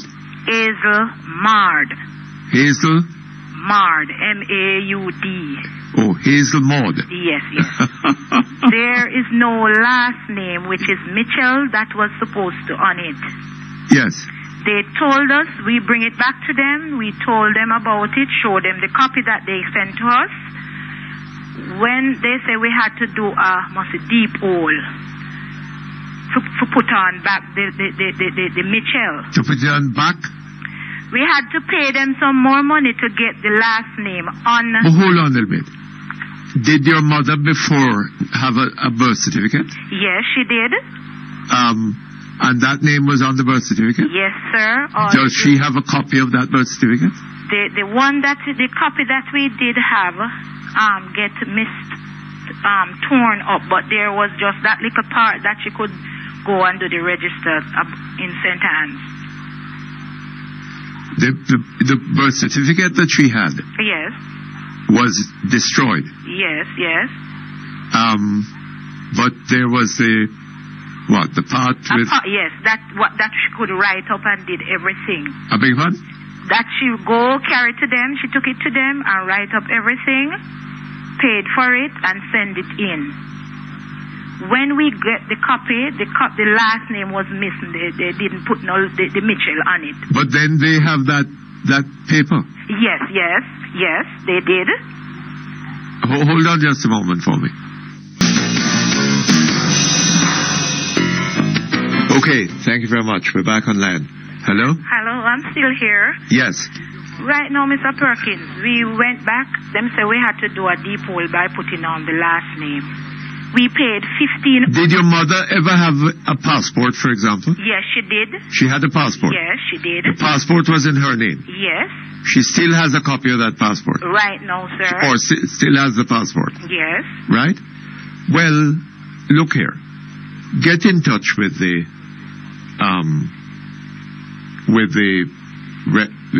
RGD, right? Sir? Tell them that your mother has a passport in the name of Hazel Maud Mitchell. Right? Now, she could only have got that passport on the basis of a birth certificate that carried that name. Yes, sir. Right? So tell them to stop wasting your time. Mr. Perkins. Yes? Mr. Perkins, you know what they did? They send us the one with with no name, the last name on it. Then them tell we that we have to do a deep hole, which we did, and paid $1,500, Mr. Perkins, from last year. The date is the 6th of the 28th, 2006. And I went over there, talked to them about it. They say them have it on file or have it on computer. And until now, we are so badly in need of that birth paper for my mother. And until now, Mr. Perkins, you try to get them through, to call them. There is no answer. There is nothing. I can't understand what's going on in Jamaica now. Why are they doing us those things? You know one of the things that goes on in Jamaica, Mom? Jamaican people beg too much. I agree, sir. I agree. You go to the revenue, you go to the RGD department, right? You pay them to provide you with a birth certificate.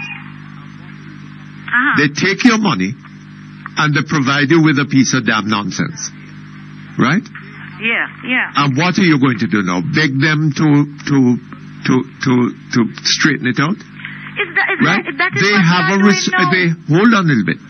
They have a legal obligation to straighten it out. Yes, sir, but every time that you go to them or try to get don't go to them. It's a different argument. Don't go to them and don't have no argument with them. Write them or have a lawyer write them and tell them that you want the document, you need it urgently, and that if you don't get it, you're going to take the matter to the court and sue them. Mr. Perkins, true, we have to go sue them a one bag of money. Poor me and my whole mother, we didn't knock me. Them don't have a cent. My mother, we don't have a cent to sue them. they are doing the error. They are the ones who do the error. That is wrong. Yes. Then you have to go back and pay for you to get the error Don't done. pay. I would not pay them a cent. They already get the how much $100 already? What? They get the money already.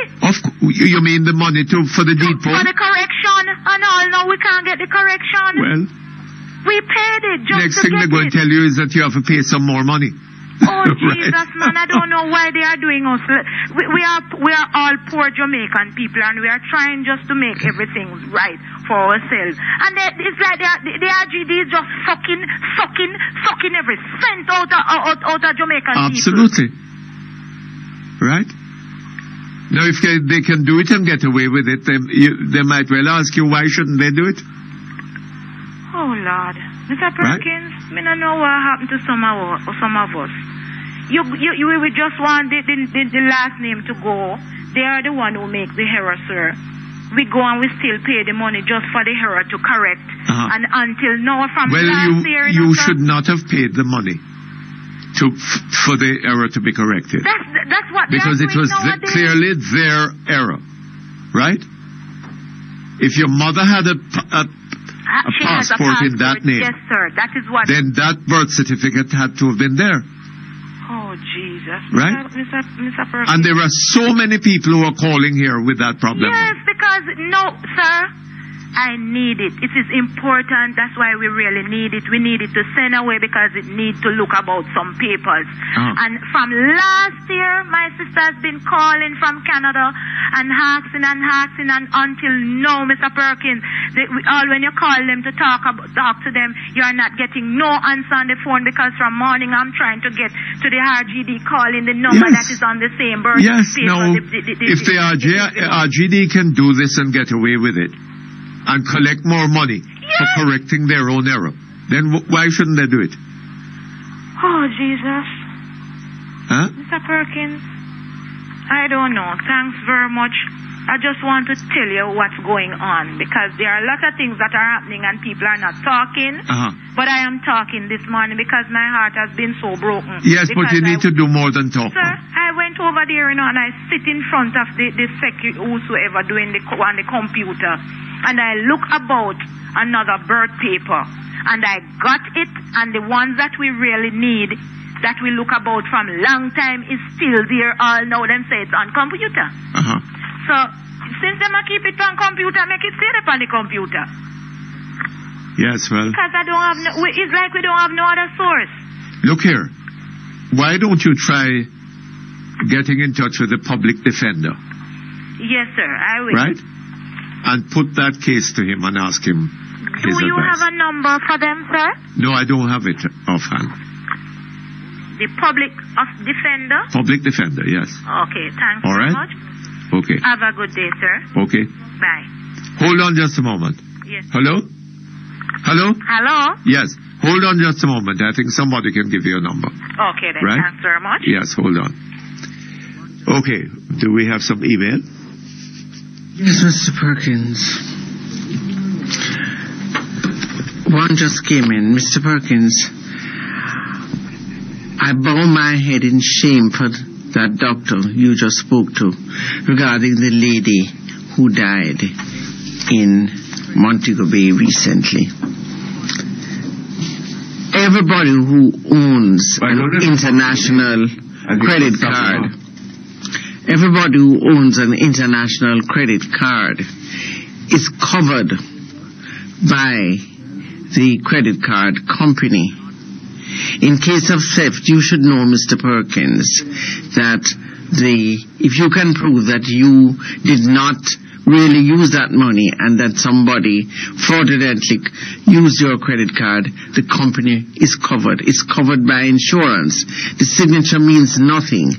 But I suppose the hours lost after that lady had the aneurysm didn't matter to the clinic. What they wanted was the money. Mr. Perkins, this happened on the North Coast. The lady was an immigration officer who had brought some deportees into the area. She happened to have been staying in the grill, if I understood what I heard on the interview this morning. This is where our tourists are coming in. If you don't have the dollars, then you are in trouble. It doesn't matter what you are sick with. This does not bode well for us, Mr. Perkins. I am ashamed to hear that doctor talking about waffling his way and talking about how the time spent. It was not half an hour, it was several hours, if I understood her daughter correctly. In the meantime, he himself admits the picture which the CAT scans showed was not good. I hope that somebody sues that clinic. It would happen if such a thing had happened in America, you can bet somebody would be sued. Remember, Bermuda is still under British protection, and the British have a very long arm.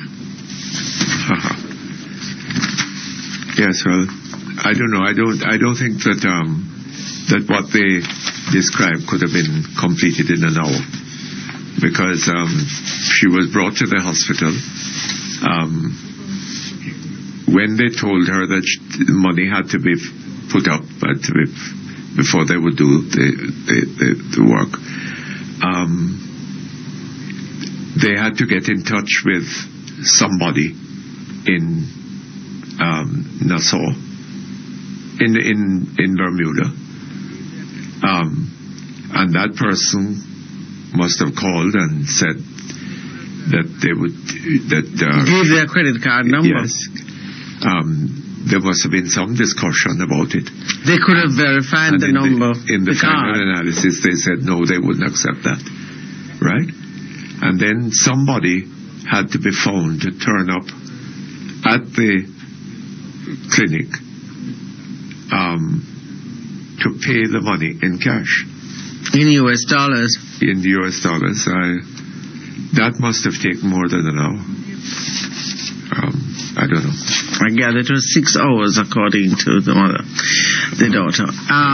Dear Mr. Perkins, here's another email. I was thinking about our politicians and those who say that we should pay our teachers on a performance basis. Our politicians, if you will remember, took 103% salary increase. Yes. And our nurses, police, and even firefighters are having a hard time to get an increase. I saw this article on the internet, and I thought it would not be a bad idea if Jamaicans knew this. It's from a newspaper in Managua, Nicaragua. Leftist Nicaraguan President Daniel Ortega, who took power earlier this month, said on Monday that he was slashing his salary and those of all his cabinet ministers. In a news conference yesterday, Ortega said he would earn a month's salary of $3,200, while cabinet members would earn no more than $3,000. Former President Enrique Bolaños earned about $10,000, while some cabinet ministers earned more than $5,000. We're talking about US dollars here? Yes. Several presidents across Latin America. I don't know whether. Several presidents across Latin America have cut their salaries recently in response to criticism that they are earning excessive amounts while millions of their citizens live in poverty. President Felipe Calderón of Mexico cut his salary by 10% after taking power in December. His predecessor, Vice Fox, made about $245,000 a year in 2006. Okay, we're going to take a break. We'll come back shortly.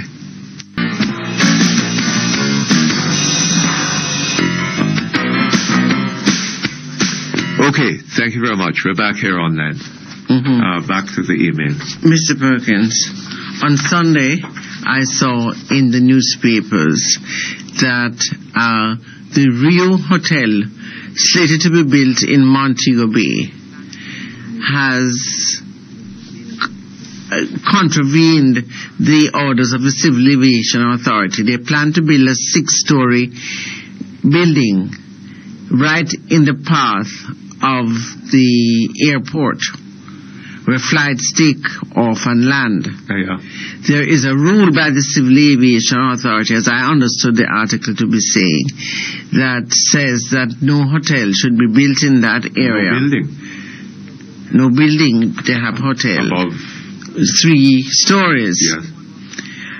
According to the story, Diane Macaulay is reported to be saying that no one was consulted. So they just disregarded the Civil Aviation Authority. Mr. Perkins, there was a gentleman, another hotelier, who claimed that these Spanish people had been given special concessions. Do you think that this 6-story hotel in the flight path is one such concession? I don't know what is happening. I mean, we need to get a clear statement on it. Is the hotel in the flight path? And if that is the case, how did they get the permission to build it?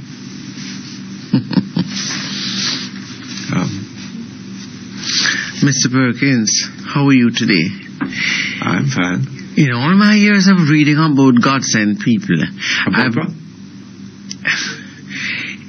all my years of reading about God-sent people, I have never come across one that needed a mandate to do whatever they were sent to do. Yes. They have a mandate from God. God himself, the Almighty, mandated them. What else has happened? Has politics now reached heaven? And they're having elections up there too? The whole thing reminds me of Alice in Wonderland. Design addressed to Alice. No, what is clearly happening is that God is being exploited. The name of God is being exploited for political reasons. One might have expected the Christians to regard this as a shameful thing that is being done. But some of the clergy seem to be very happy about it. Well. Mr. Perkins, did you notice that whereby in the past the final poll showing the party's position usually was the lead headline on the front page of the Gleaner? This last poll by Mr. St. Lucia was not even mentioned on the front page of the Sunday Gleaner? Well, I don't know. I don't think that this is the really important one. That is to come closer to the election.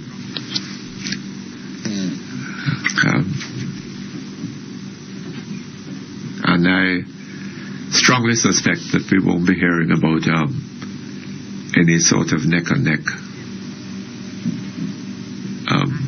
struggle between the parties. I don't know. Dear Mr. Perkins, I have noticed, I'm sending you this from London, I have noticed that we have had no broadcast for about 4 days in my neck of the woods, which is Manchester. Oh, it's coming from England, sorry. Anyway, it's back on now. But I have noticed that the program that comes before you at Minister 10 is clear as a bell, perfect. But 1 minute past 10 and somebody seems to be messing around with your program. Then if you keep your computer on 1 minute after 2:30, it is fine again. Mr. Perkins, it is so annoying that after a while I give up. Sometimes it comes through all right, but others, it is just as if somebody was doing Morse code.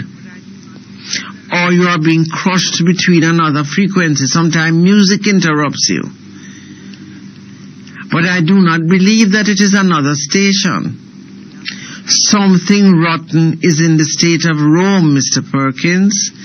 Why don't they want the diaspora to hear another side of the story? We are reasonable and sensible people. That is why we left our country to face the odds in this dark and cold place. If we were cowards, we would not be here. We have a right to hear all sides and to make up our mind. I have written to Power 106 management, but they tell me that it is because another station is encroaching. I do not think so. Why does it only encroach when your program is on? Best regards. Well, I don't know. I haven't got answers for that. I don't know why somebody should, or anybody, any interest, should want to keep my program off the internet. I can't imagine why. I'm a nice fellow. I don't trouble people.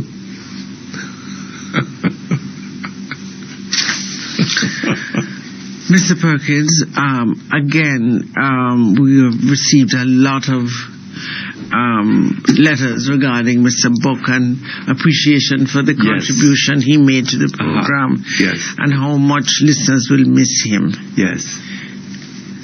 And people are sending a lot of emails, condolences, to his family. Hi, Mr. Perkins. Perhaps we might put them together and at some point get them to the family. Yes. Hi, Mr. Perkins. Good day. Just a short note. Read the CCJ and Mr. Nicholson's outburst last week about it. Don't you see, Mr. Perkins? Now that Mr. Nicholson knows that he has 2 JLP seats on his side by the 2 persons, 2 MPs who resigned from their constituencies but still maintain their seats in the House, that he has the PNP has the JLP where he wants them. Mr. Perkins, if they ask for a vote on the CCJ, Mr. Nicholson feels that he will have these 2 votes to vote with the PNP for the CCJ, giving the government 75% majority. Mr. Perkins, please comment on this. I hope these 2 are not even thinking of voting this way. It is not PNP nor JLP seats. I do not trust the CCJ right now in our history. Could you comment, please? I don't think, first of all, that it is a 75% majority that is required. It's a 2/3 majority. A and B. 2 seats would not give the PNP 2 seats crossing the floor from the Labour Party would not give the PNP. PNP now has 34 seats. 34 and 2 is 36 seats. A 2/3 majority would be 66, no? 66 and 2/3. 66 or whatever. So that wouldn't give them a 2/3 majority.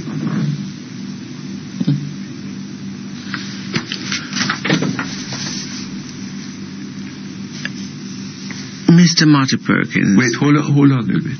What the devil am I talking about? We're talking about 2/3 of 60.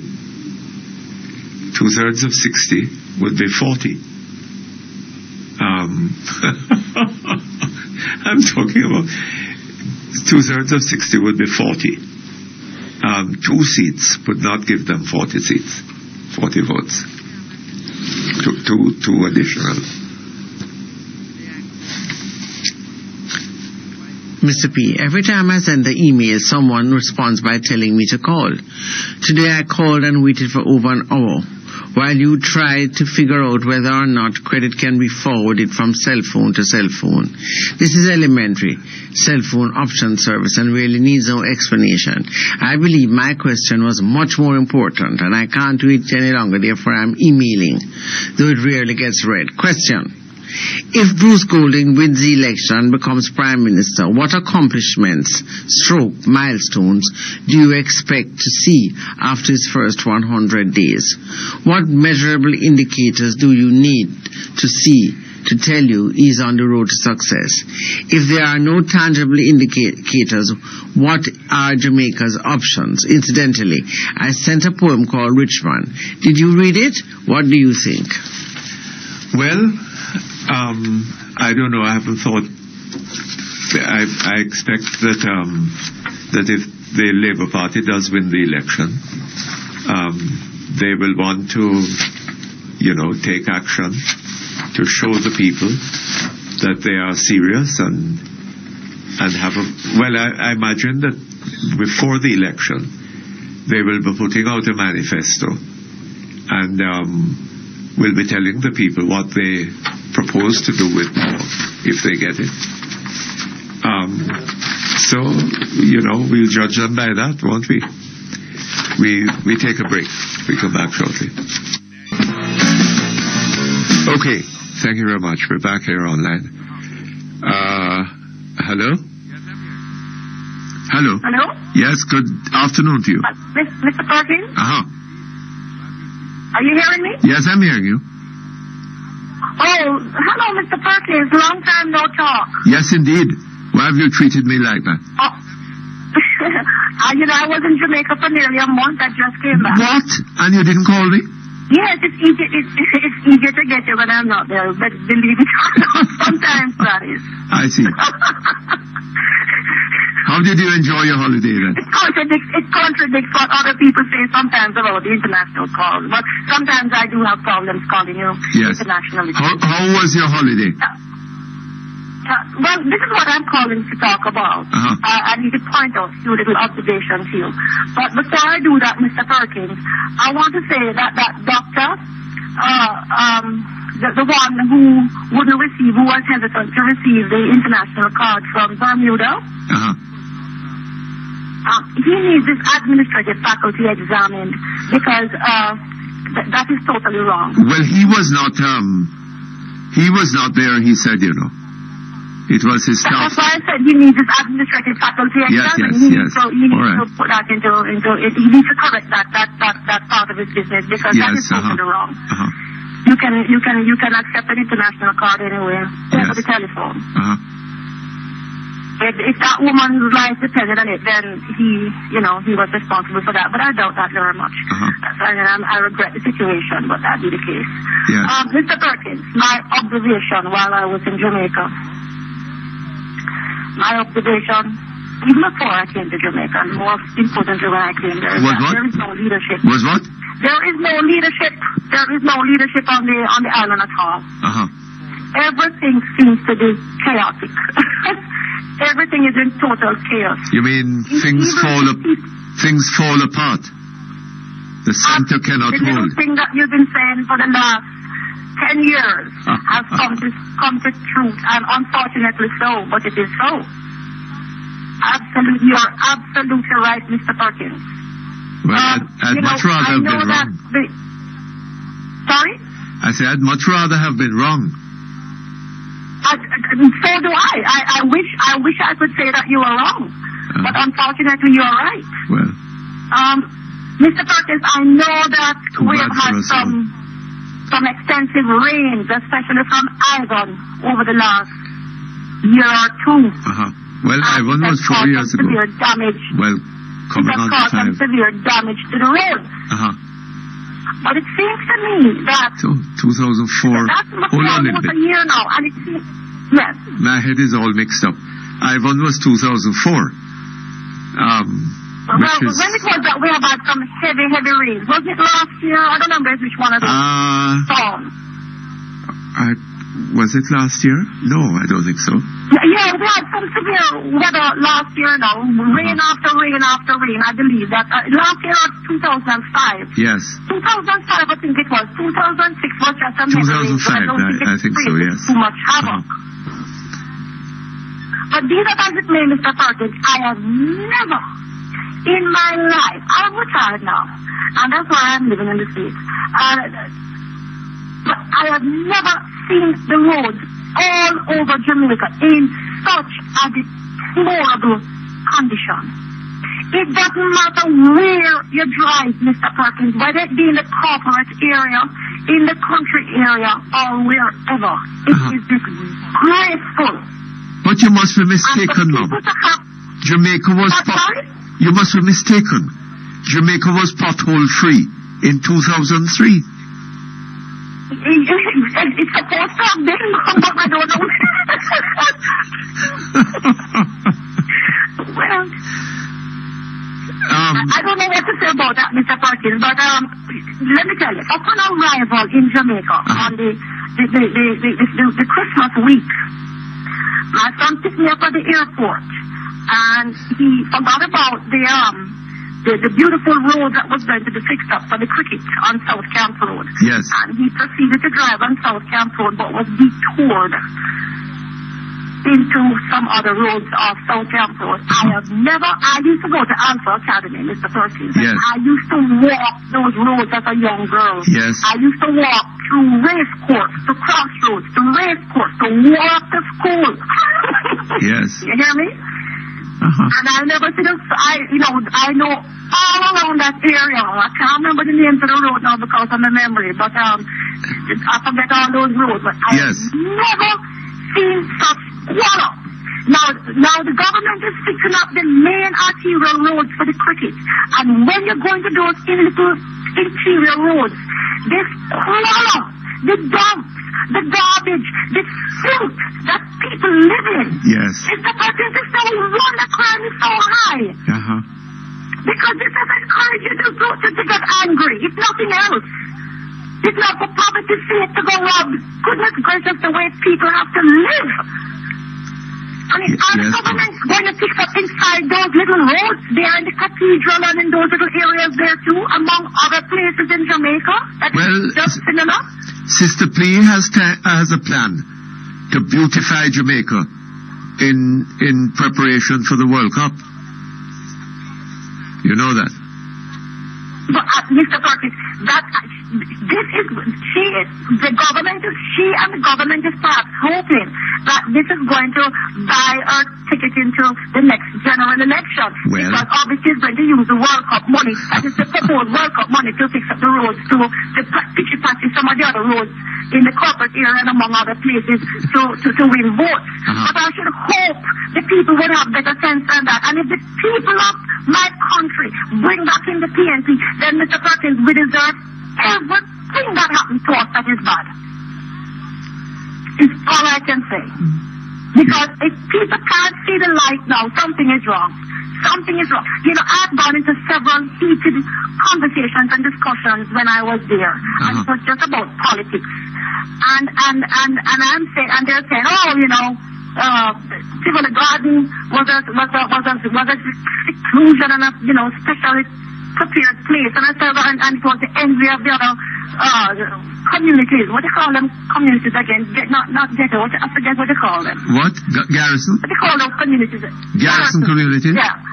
Garrison communities. I said, well, look here. Sister T also had a Garrison community. You know, don't make no bones about that. That is true. While she was in power for 17 years, while she was in government for 30 years, and in power for 17 years, why didn't she do something for her Garrison community to match that of the of Tivoli Garden? If she could not do that for her Garrison community, what is she going to do for Jamaica? Well, shouldn't she have set her Garrison community a model for what she's going to put to Jamaica? Yes, I should think so. I would hope the people would think so too. Anyway, Mr. Perkins, pothole is one thing. I went to the North Coast, to Ocho, and we went. I had a taste of the bridge to not the bridge, the toll to Portmore. Yes. That was very nice, but very short. I couldn't believe how short it was. The people are saying that it is the most expensive parking lot in the world. I'm telling you. Before you enter the road, you finish it, and you have to pay a toll. Anyway, it's a nice piece of road, what can I tell you? But it's so short-lived because you come off and you drive the rest of the way to the North Coast and it's on pure bad roads again. But Mr. Perkins, go for the flat bridge. Do you know that you have to sit down there? There's a traffic light at the flat bridge now, and everybody knows that. Do you know that you have to sit down at that traffic light for nearly 15 minutes each way or more? The traffic build up to go over that flat bridge. I know that they're supposed to be fixing some major highway to bypass that, but in the interim, goodness gracious, what another waste of productivity that people have to go through. Yes. Are you aware of that? Yes. But right here. Going up to Mount Russell was another situation, Mr. Perkins. Yes. We had to bypass some road just as they come to Yorkton. And we had to go through a road that stretched, that took us nearly an hour and a half. And it brought us out. It brought us out into Manise. Oh, yes. But we lost 1.5 hours. Another piece of road. And then two trucks proceeded to come on that road, which they should not have. Now, what is the government going to do about this problem that I'm reading about, hearing about, and I've witnessed for myself until they make an alternative route with some major road that they claim to be putting in place? Is this going to continue, Mr. Perkins? Well, for the moment, at least, I suspect so, Mom. Can't they take steps to regulate the trucks, at least so that two trucks don't collide, or the two trucks don't touch, or, one don't turn over, or something? Those units... Make small trucks go there until they prepare an alternative road? Yes, but those units were never intended, were never designed for roads like that on Mount Rosa. Right? Well, this is what I'm saying. Forbid them to go on it and let them break their commodities down in two. Yes. Two smaller units until some alternative is obtained. Well. But this is why I'm saying there's no leadership in the country, Mr. Perkins. Yes. Things are just happening, and nobody in government don't seem to take action for crying out loud. Yes. Well, you know what? And I mean, even me from there we'll be looking at doing something to avoid the delays and the problems. Yes. There's no plan. Good God Almighty. There's no plan. It is. Then, Mr. Perkins, if you tell me to want to go show my husband, who is an American, Syncona. You ever hear about Syncona, Mr. Perkins? Yes. I've been to Syncona. In Irishtown, you know. Eh? And that Irishtown road is bad. But, it could have been worse. But let me tell you, when we reach to Newcastle, there is no road anymore from Newcastle going around to Silver Hill, There is no road, no road. Yes, I gather that it is a few part of it collapsed. When was it? Couple of years ago, I believe. May have been... This was one of the most... May have been in Ivan. ...journey we have ever taken because we couldn't turn back until we reached... Hold on just a moment for me, please. Hello? Yes, Mr. Perkins. Yes, I was telling you about Syncona. Yes. But while we couldn't get there, we turned around and went through Mavis Bank and ended up at a place called Top Hill. Yes. I'll tell you about that in a minute. But I was wondering, with all these no roads and bad roads and treacherous pathways, how do the coffee people manage? How do they? The coffee people. Oh, yes. Inside the mountains and the hills where coffee is grown. Yes. How do they manage? Yes, well, Isn't coffee a major production, producing and export for Jamaica? yes. They have a grim time of it. Them with roads. Yes. Yeah, I have some of the little farmers around. You know what they have to be using, Mr. Perkins? They're using the little teeny weeny Suzuki Jeep because the big four-wheel drive can't go up there and you know, stop and talk with them. They have to be using the little teeny weeny Suzuki Jeep that can just edge along the side of the hill to avoid going over the precipice. Because on the side it's just water pipes falling up the mountainside. Yes. Now, how can that be productive for Jamaica? We're not thinking, Mom. No, this is what I'm saying. There is no leadership. No. I'm going to say it over and over. Something is not right. You know, I keep hearing about how positive and high the NIR is. I can't imagine that as an ordinary housewife or when I was working, I have some income in the bank and I have some serious parties to take care of and I have that income in the bank and don't pull out some of that money and take care of some of my But property. the worst, that is not the worst thing. That's not the worst thing about the NIR. The NIR is money that the Bank of Jamaica has borrowed. Right? Exactly. Borrowed at somewhere in the region of 12-13%. And, is holding in banks all over the place at 3 or 4%. Right? But if in they places would like take the some of that United money States. out and put it into production and get a better return Yes. than those rates, then they'll be doing something constructive. Well, but we are not thinking in terms of economic development. No leadership, Mr. Perkins. No leadership. And no thinking. We could only reach as far as Top Mountain because you can't get to Syncona. It's a beautiful place, but you can't get to it. And I was talking to one of the people from the Ministry of Agriculture there. They were trying to do some experiment with blackberries. Yes. Among one or two other little exotic fruits. And Mr. Perkins is the best blackberry I have tasted and seen in all my life. And I've traveled widely. And like I said, I'm living in the States, blackberry country. And the blackberry was outstandingly delicious. Now, it would seem to me that if the government had an interest in our people and in our country, they would be allowing these little people into what you would call microbanking. Just giving them money and say, hey, I'm going to give you some money, you have a little plot of land. Take a lesson from the agricultural people and see if you can plant some raspberry or whatever other things that are growing up here and supply to the supermarkets. Mr. Perkins, something. The people up there don't have anything to do. They'll be willing to learn. They'll be willing to plant these things. They don't need water. The rainfall up there is the mist alone is enough to water the plants. People are not thinking. There is no leadership, Mr. Perkins. People would have employment. People would have work. There's the production. We need to buy more local, Mr. Perkins. That's another matter. Too much foreign stuff in the supermarket. One sweet pepper. Good God Almighty.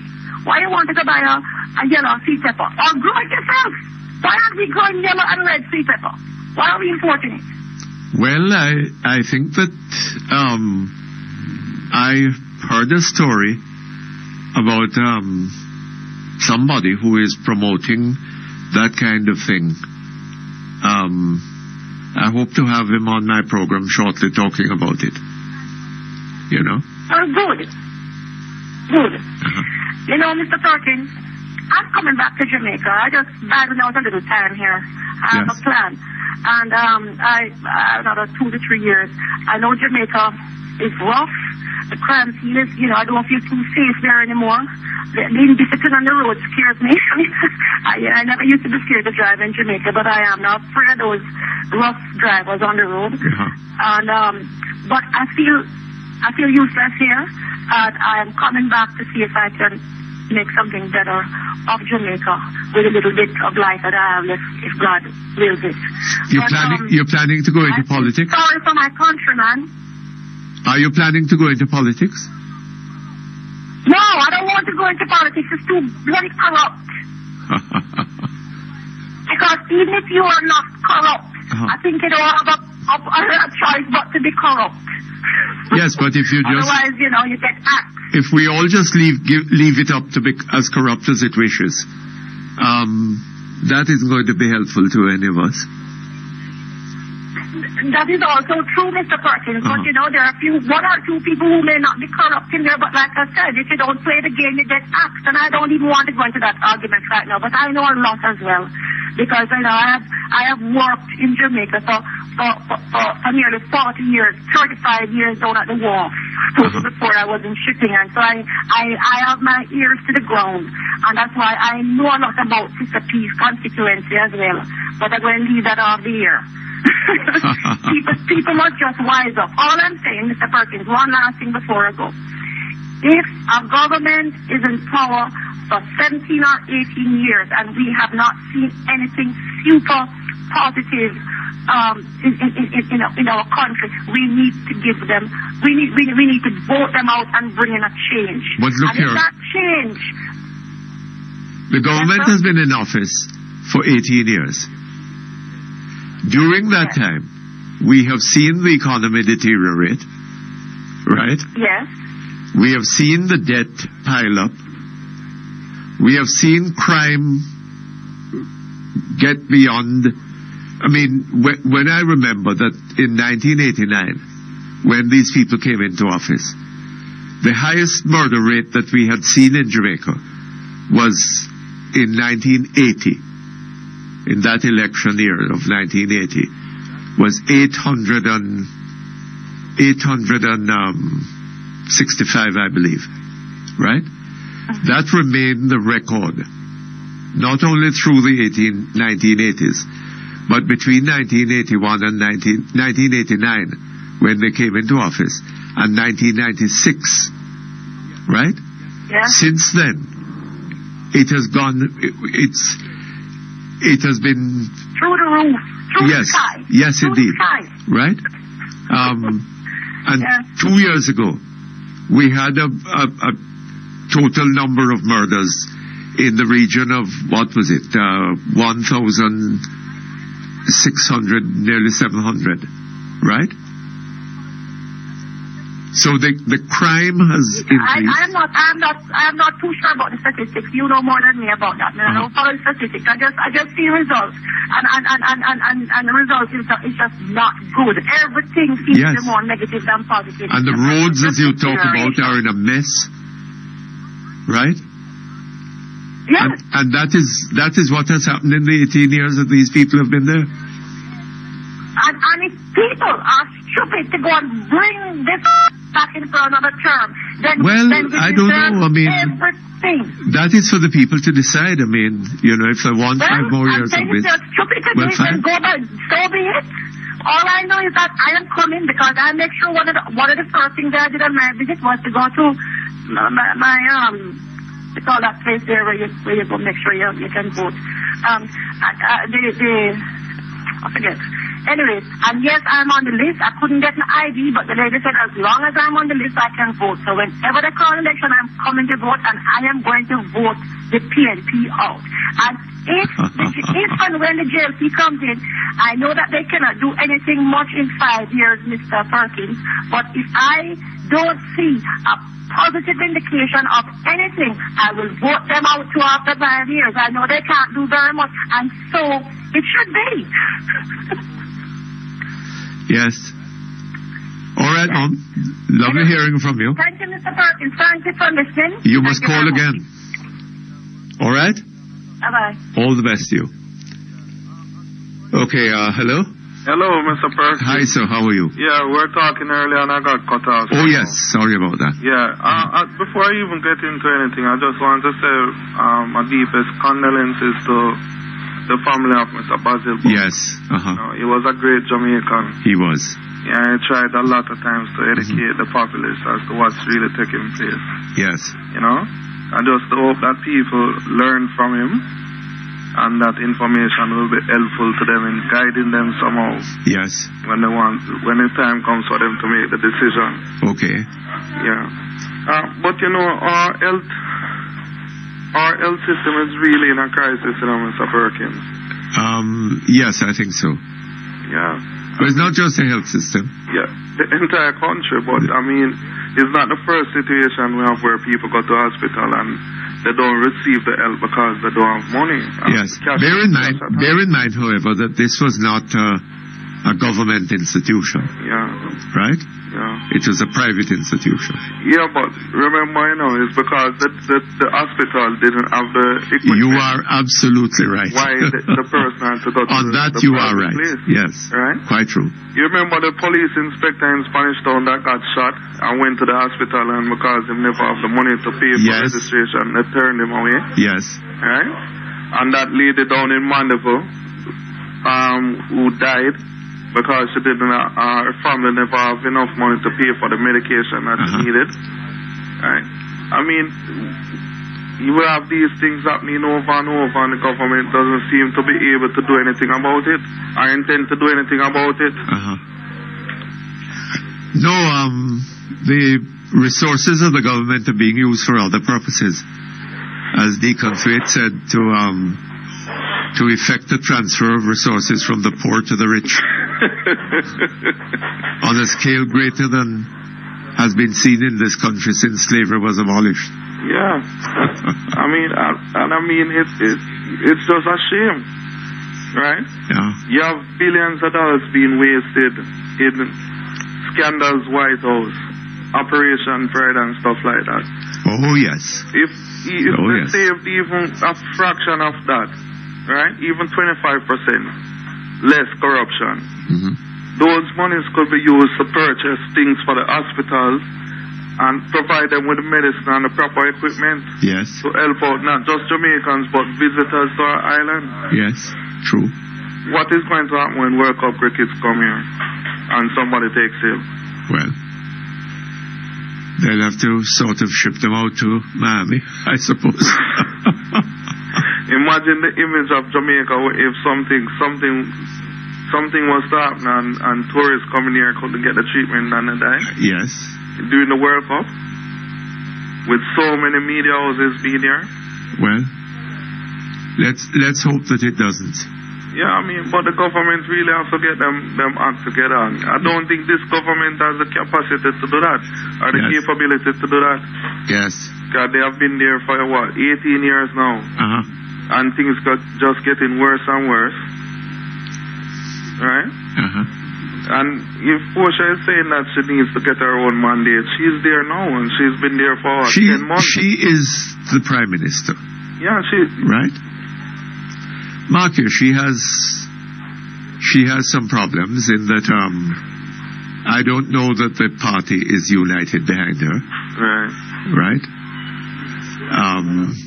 But in any event, I mean, if she does get her own mandate, and I tell you, she has some remnants of the previous government, right?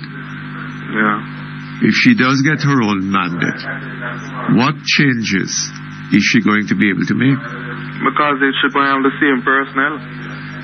So it seems to me. And she keeps drawing back more and more of those same old personnel out of the retirement home to go and run. Well, who is she going to make finance minister? Didn't she say that the government is on the right track economic-wise? So I'm more than likely it will be the same old Dr. Davis or Dr. Clueless. Right? And I mean, Mr. Perkins, we really have to wait. I see that the Dr. Phillips, our Minister of National Security, has come up. Well, he's supposed to have come up with a new crime plan. Which was reported to the cabinet yesterday. But they can't give us any details of this plan.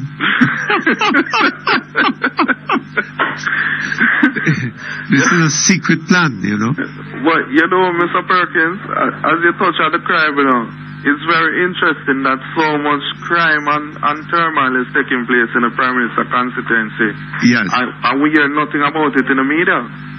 I mean, people are being burnt out giving 24-hour notice to leave the area and stuff like that. And it's not coming over the news. A lot of crime is occurring there? Yeah, right off Maxfield and down by... Oh, yes. Hold on just a moment. Thank you very much. We're back online. Hello? Yeah, Mr. Perkins.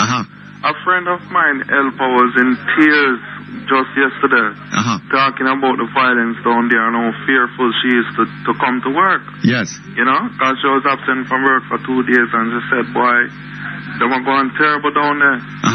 Them burning out people, shooting almost every night and stuff like that. Oh, yes? Yeah, right off Maxfield down Nelson Roadside and so forth. Off Maxfield? Right. Is that Sister P or Peter P? She says that I asked her who was our member of parliament, and she said, boy, it was Portia. Oh? So I was telling her that she need to call Mr. Perkins and get it out. But she was saying, boy, she's afraid for call her because she don't want nobody recognize her voice and give her 24-hour notice too. And what? Give her 24-hour notice. To leave? To leave, right.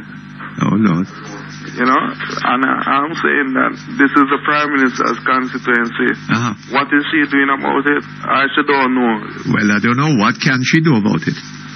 No, but she must have some form of influence to go in there and speak to the war infractions and stuff like that. Or give the police the information so that they can do the job. Well, I don't know, sir. And I noticed that the media is just silent on the whole matter. Oh, yes? And the lady was telling me it's like every night, constant gunfire. Right? But probably the Prime Minister don't even know, She'll probably going to go ask the constituency. Yes. Go ask the constituency. Yeah. I'll follow you. Don't you know that I was traveling? I was denied or something like that. So. But Mr. Perkins, I don't know. But Mr. Perkins, the pollster, Bill Johnson, him trying to trap the JLP, catch them like what Wignall did the last time. Why? I hope the JLP don't fall into that trap, where him give you a lead in the poll and then 2 days or a day before the election him publish one saying that Portia leading by 8%. Yes, well. Right? I don't think that these polls are to be taken too seriously. Yeah, because he has proven that he doesn't have any credibility, Yes. So whether or not him show them leading or him show them trailing, they just need to go out there and do the job. Because I'm telling you that in my profession, traveling all over the country and speaking with people fed up with this government, You think so? Yeah, I think that is one of the reasons why Portia afraid to call the election. Is she afraid? Yeah, but if you know you're going to win, Mr. Perkins, that call the election a long time and secure your 5 years. Right? I think she's afraid to call the election. She's trying to see if she can get some more time to try and see if she can get some money to start. But the impression that one gets is that the longer the time she waits, the worse things are likely to get. Yeah, but I heard that, they are living on the hope that they can get some money from Venezuela to pump on the ground and stuff like that to try and buy out the election. Well, they are getting money from Venezuela. You mean not the Petrocaribe money? Some other money. Some brown paper money. You mean like a Trafigura contribution? Yeah, like a Trafigura. But even that, Mr. Perkins, I don't think that the money quite help them this time around, You don't think so? I don't think so, because Jamaican people realize after them get the $500 and $1,000 and it done tomorrow, them hungry again. I done today, them hungry again. Yes, and it's the same system continuing. The same corruption taking place, the same lack of employment, lack of education, infrastructure, everything. Yes. But that's quite true. Yeah. But Mr. Perkins, I'm here like you, struggling along and sucking the salt through the wooden spoon. Through the wooden spoon? Yeah. Hoping for better days to come. Well, I don't think we should give up hope, sir. No, I'm not giving up hope, Mr. Perkins. I'm here and I'm definitely going to do everything in my power to make sure that this government is put to rest out of power. And you think that will be an end to the problem? No, I'm not saying it's going to be an end to the problem, But this government has been there for 18 years, and it's obvious that they don't have the solution to the problem. Yes. And what Mr. Golding and the Labour Party has proposed, I think that it's feasible, and if they put these measures in place, the country will be on the right path and the track to development, like it was in the 60s, under JLP and also in the 80s. It's not going to be easy, sir.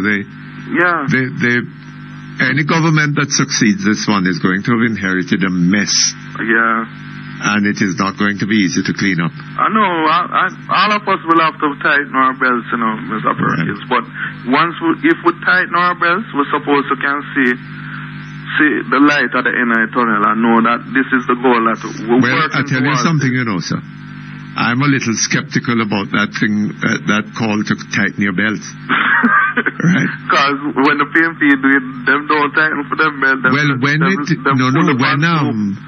In 1989, when they won the election and came back to office, that was what Mr. Manley was shortly afterwards calling for. A tightening your belts. But yes, the problem. And we have been tightening our belts ever since. Well, you know what was the problem with that, Mr. Perkins? While they asked us down there in the field, the little field slaves, to tighten our belts, they were there fattening themselves and getting rich. Indeed. After our effort. Indeed. You understand? Yes. You might remember they gave themselves 103% increase. That was in 2002. We're offering civil servants and people like that 5 and 6% increase. Yes. Right? Which I think was an insult. Right? Look here, I just remember a story. I'm sorry to interrupt you. Yeah. But you remember one day, a few days ago, there was the opening of Mrs. Maxine Henry Wilson's constituency office. Yeah. The Prime Minister was eventually there, right? She was expected. Well, she came, as I understand it, about an hour late, right? Yeah. But then they had a plan to let off, how many doves? 5 doves, right? Yeah. Symbolizing the 5th term, the 4 and then the 5th term, right? But what happened is that I think that by the Prime Minister's arriving as late as she did, the program went into the dark. Yeah. It went on into the dark. And then when they tried to release the doves just sort of walked around and and some of them fell asleep. Well, doves don't fly in the dark, right? But my understanding, so they had to settle for this picture of Maxine Henry Wilson that came out in the Observer, I think it was, holding the dove, right?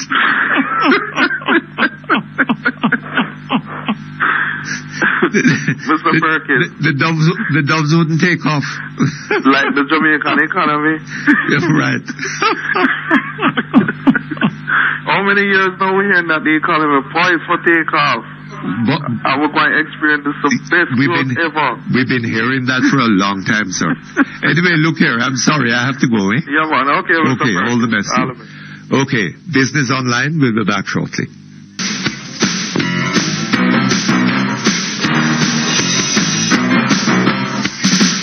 Okay, thank you very much. We're back online. Hello? Hello? Hello, yes? Mr. Perkins? Yes, good afternoon to you. Forgive me if I sound nervous. I am. I don't usually call. I beg your pardon? Forgive me if I sound nervous. I am. Okay. Just cool down, man. Calm down.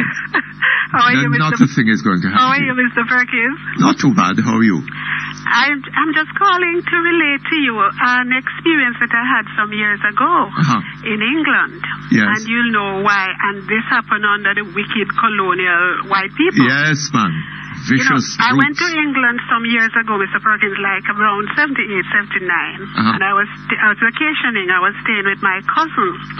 And I ate something. I don't know what it was, but it seemed to not agree with me. And I got some food poisoning, so I started swelling up. Yes. I didn't think I was so sick, but my cousin, who is a nurse, said she called the emergency room, the emergency at the hospital, and she drove me there. When I got there, Mr. Perkins, two men came out with a sort of motorized wheelchair.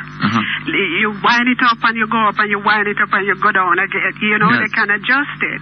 And they put me in this wheelchair, took me into the emergency room, put me on a gurney, a stretcher. Mr. Perkins, nobody asked me anything about how much money I had. Yes. They asked me my name, my age, where I was from, what I had eaten, and they asked me, anything that I'm allergic to, yes, or any medicine that I was taking. And Mr. Perkins, I was embarrassed. One person was looking in my nose, one was looking in my ear, one was looking. I was poked from every corner and looked and examined and checked and double-checked and given some medicine, some antidote to counteract this poisoning. And at the end of it, the doctor said to me that they wanted me to stay in hospital overnight. Well, my cousin, she's a nurse. She didn't think I was so sick. I didn't want to stay either, but I was properly looked after, given an injection to counteract this poisoning, Mr. Perkins. And until today, no one has asked me if I have a checkbook or if I have a what have you. I just wanted to share that with you, Mr. Perkins. Well, I tell you something, Mom. This is one of the things for which Britain is famous, right? When people pay taxes over there, the taxes are high, right? And but when you get ill in Britain, you don't think about you don't worry about whether you're going to be able to pay, right? Because the health service over there is available for people in the country. What struck me, I was visiting. You were a visitor, yes. I was a visitor. Yes. Nobody asked me. They asked me if I'm allergic to any medication, what my age was, what my name was, what I had eaten, what I could recall, and those were the questions they asked me. If I had any illnesses running in my family, if I was taking, that was what they asked me. Yes. And I was given every kind of care. I tell you, it was embarrassing. Yes. They put you in a little gown, and you had somebody attending to you because I suspect they don't want me to die over there. They say tourists die in their place, not treated. So I just thought and this is not something I read, Mr. Perkins. This is something that happened to me. I know. I am telling you, that's what happened. And they said I was to stay overnight, but I didn't want to stay. And so they let me out with some medicine. And until today, they reckon I was suffering from food poisoning. Yes. And that was it. That was it. I just thought I'd share it with you. Yes, that is how they do it. And in many of the European countries. When I listened to that lady this morning, that thing flashed right back to me. Flashed right back to me. I just started swelling up. I had eaten something that didn't agree with me. And that was how it happened. Yes. They pricked my finger. They took some blood. Everything was well, done. if that woman had gone to England for a holiday, she might well have survived. I think so. I think so. Mr. Perkins, keep up the good work. Okay, and Mom. keep doing Thank you very much. All the best to you. Bye. Okay, hello? Hello. Hello, yes, good afternoon. Good afternoon, Mr. Perkins. What one man call again, A what? What one man called the last time, sir? It's about the road from up on Alexandria Road, come now. Alexandria and St. Anne? Yes, sir, come down from what one? Coming down to where? Brownstone? Oh, sir. When you come back, Mr. Babylington, you turn off. Coming up, you turn off on your right hand. And come down in the district. Yes. Mr. Perkins, don't get terrible, you know, sir. The last time I call Mr. Durban, I'm going to tell him. He said the MP is supposed to get some money for work, but that money when get that money donate from Kaiser, you know, so I don't know if the road it will fix or why it will go do, or politician train it go pan or what. Yes. So we want to hear for the road Kaiser donate it for, or we donate it for the people in the community where they suffer underneath the environment. You know? But you know, sir, with the road system in Jamaica today is in such a mess that with the best will in the world, I don't know when the government will ever be able to fix it, to put it right. Right?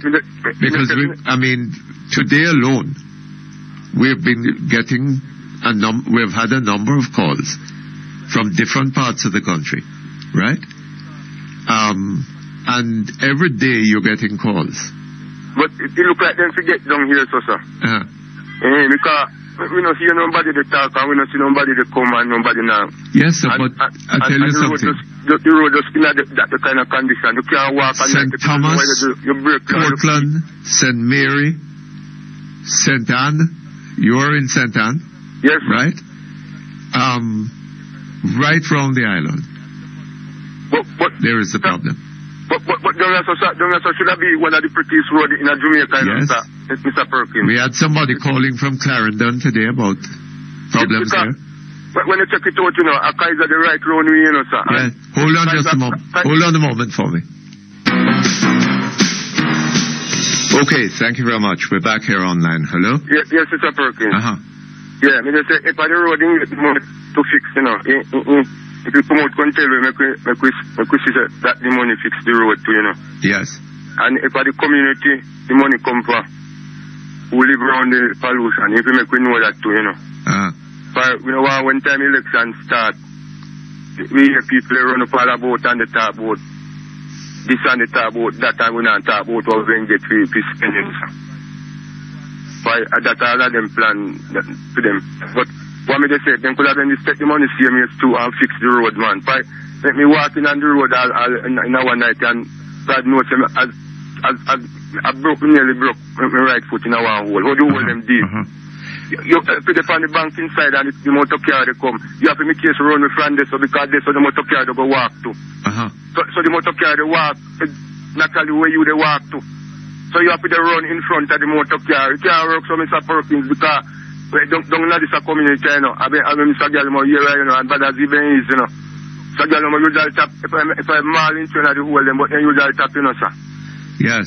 I'm going to see none of them listen till they go on the road broke now for another make go down right to the edge of the you know, have nowhere to skip nowhere.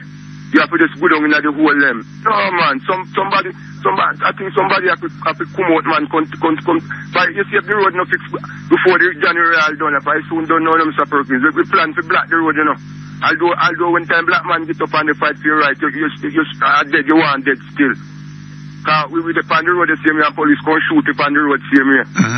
So them tell you what them they do quick before we take the street, you know, sir.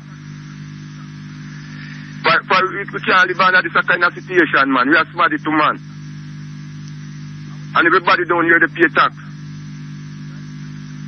Right now since here me pay for me land tax down here so same way. And when we go a shop go buy flour me pay tax. Right? We go to the market go buy scallion me pay tax. So me pay tax all over the world. So, I don't know what happened to the people, them just look how we down here, so like nothing, so because nobody down here, so now rebel over nothing. But some of the people, them here right still. By some of the people, they work, but those stand demand, they sit down like man, like all me, you know. When me want, me then inquire, you know, if I benefit to get to the money, Mr. Ernest can come and give me some links, you know, some seed and thing, and give me some fertilizer too, you know. I could go and do some work too, sir. But when I work out there, I will sell free work for. Yes, sir. It's very depressing. How about water? You have water?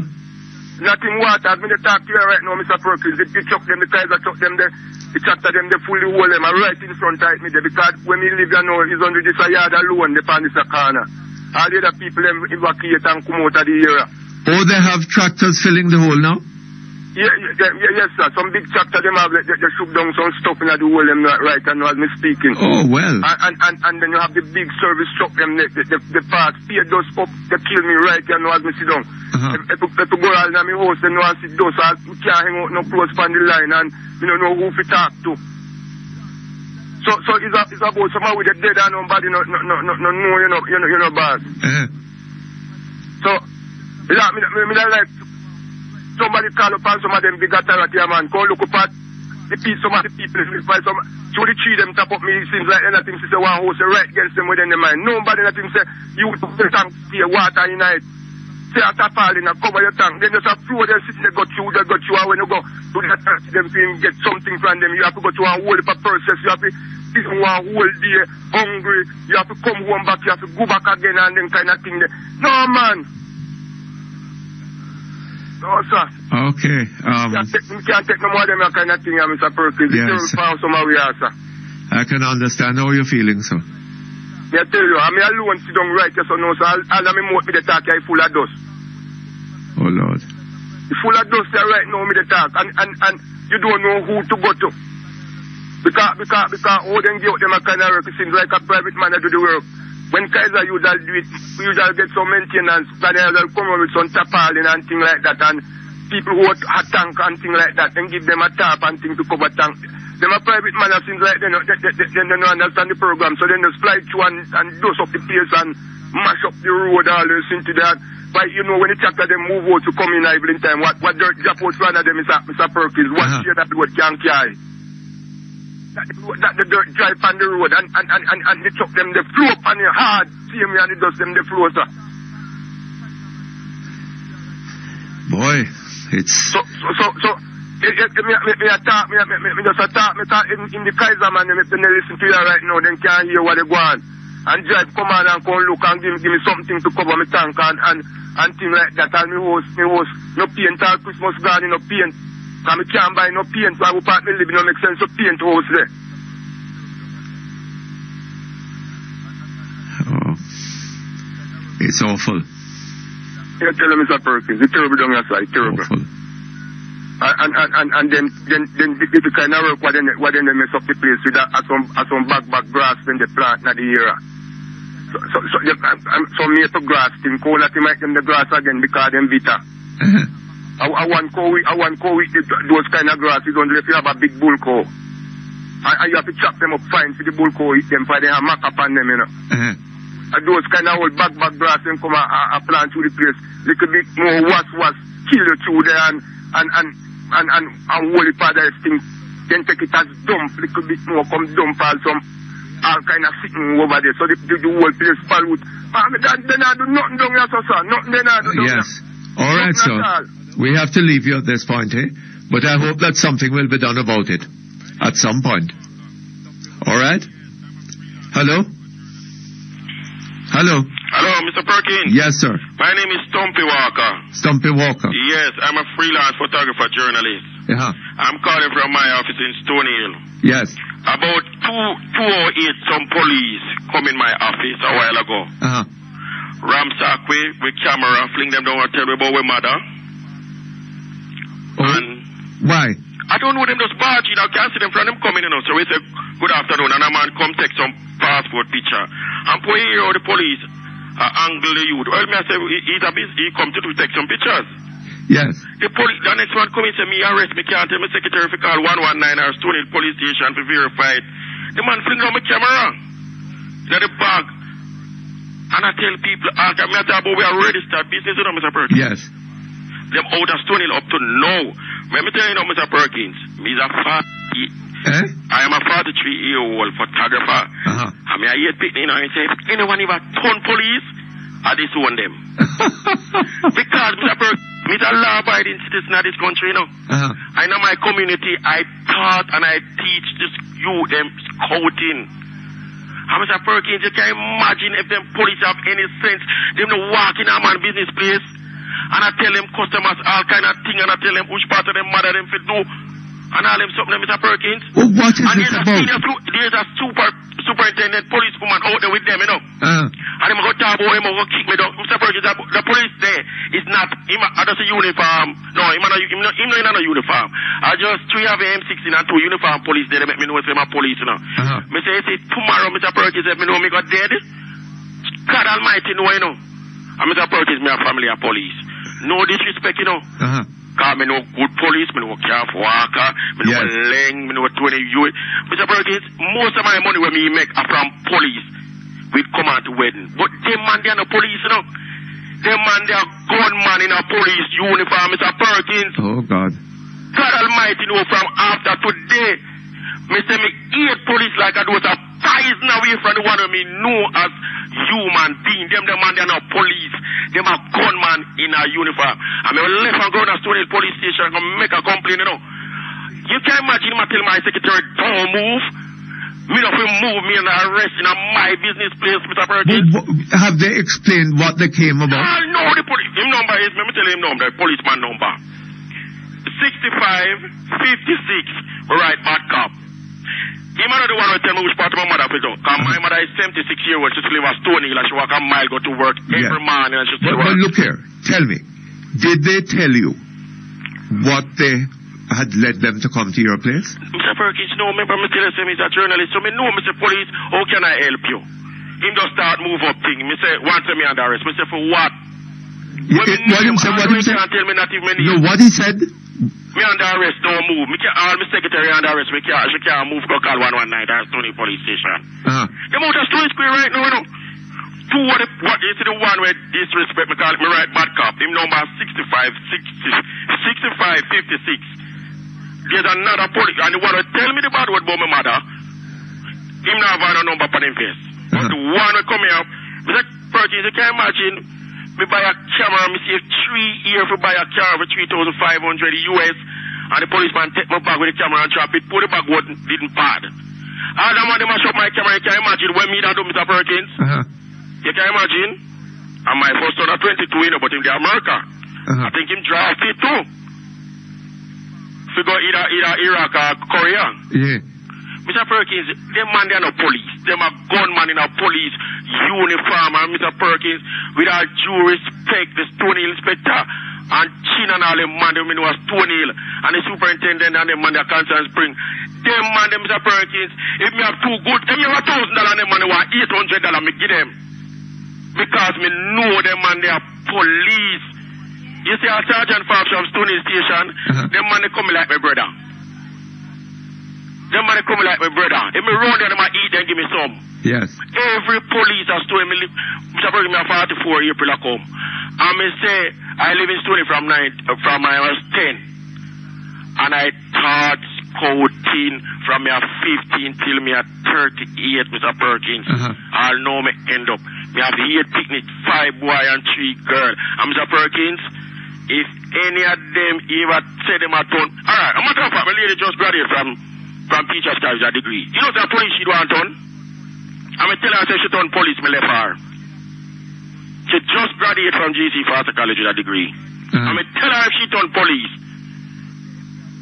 And Edda CCN was my friend. I'm going to tell him, and he said, no, me should go cop people like Chiwa. Me say, if me have anybody we are join police, no. Me are this one, if me have that power. Honestly to God. But what the commissioner needs hold on a minute. I don't understand. They just walked into your place. Mr. Perkins, you can imagine. What, did they say that they were looking for something? No. The man, Mr. Perkins, before you see how him angry look a young man. The young man fixed, from the building heard of, the young man fixed AC. How long did they stay there? About 10 minutes. And then what? They just left. And one of them said, boy, we're not a real police. I tell me which part of my mother. You know then what? look here. They said that you were under arrest? Yes. And me ask you what my name and what me under arrest, so you can't tell me. And them just walk out and left you? Yes. And then when I go, I say, we're not a police. I'm for you. You hear about what them tell me about my mother. We are 76, and she still work and walk a mile to work. To bus stop. Mr. Perkins, me and family have police.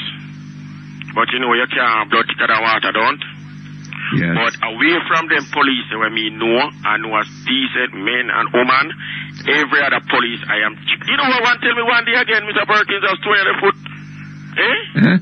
Tell me, say, me a problem on my yard after me I carry out my staff and my family me for dinner. My staff, you know, and then family and my family for dinner and tell me say me a problem. She no find nothing like car. So Perkins, you know, say my LA... Alright, I have to go, Sorry about that, I'm out of time. Mr. Perkins, but them not the police. Alright. Well, you, keep us informed, Perkins. Okay.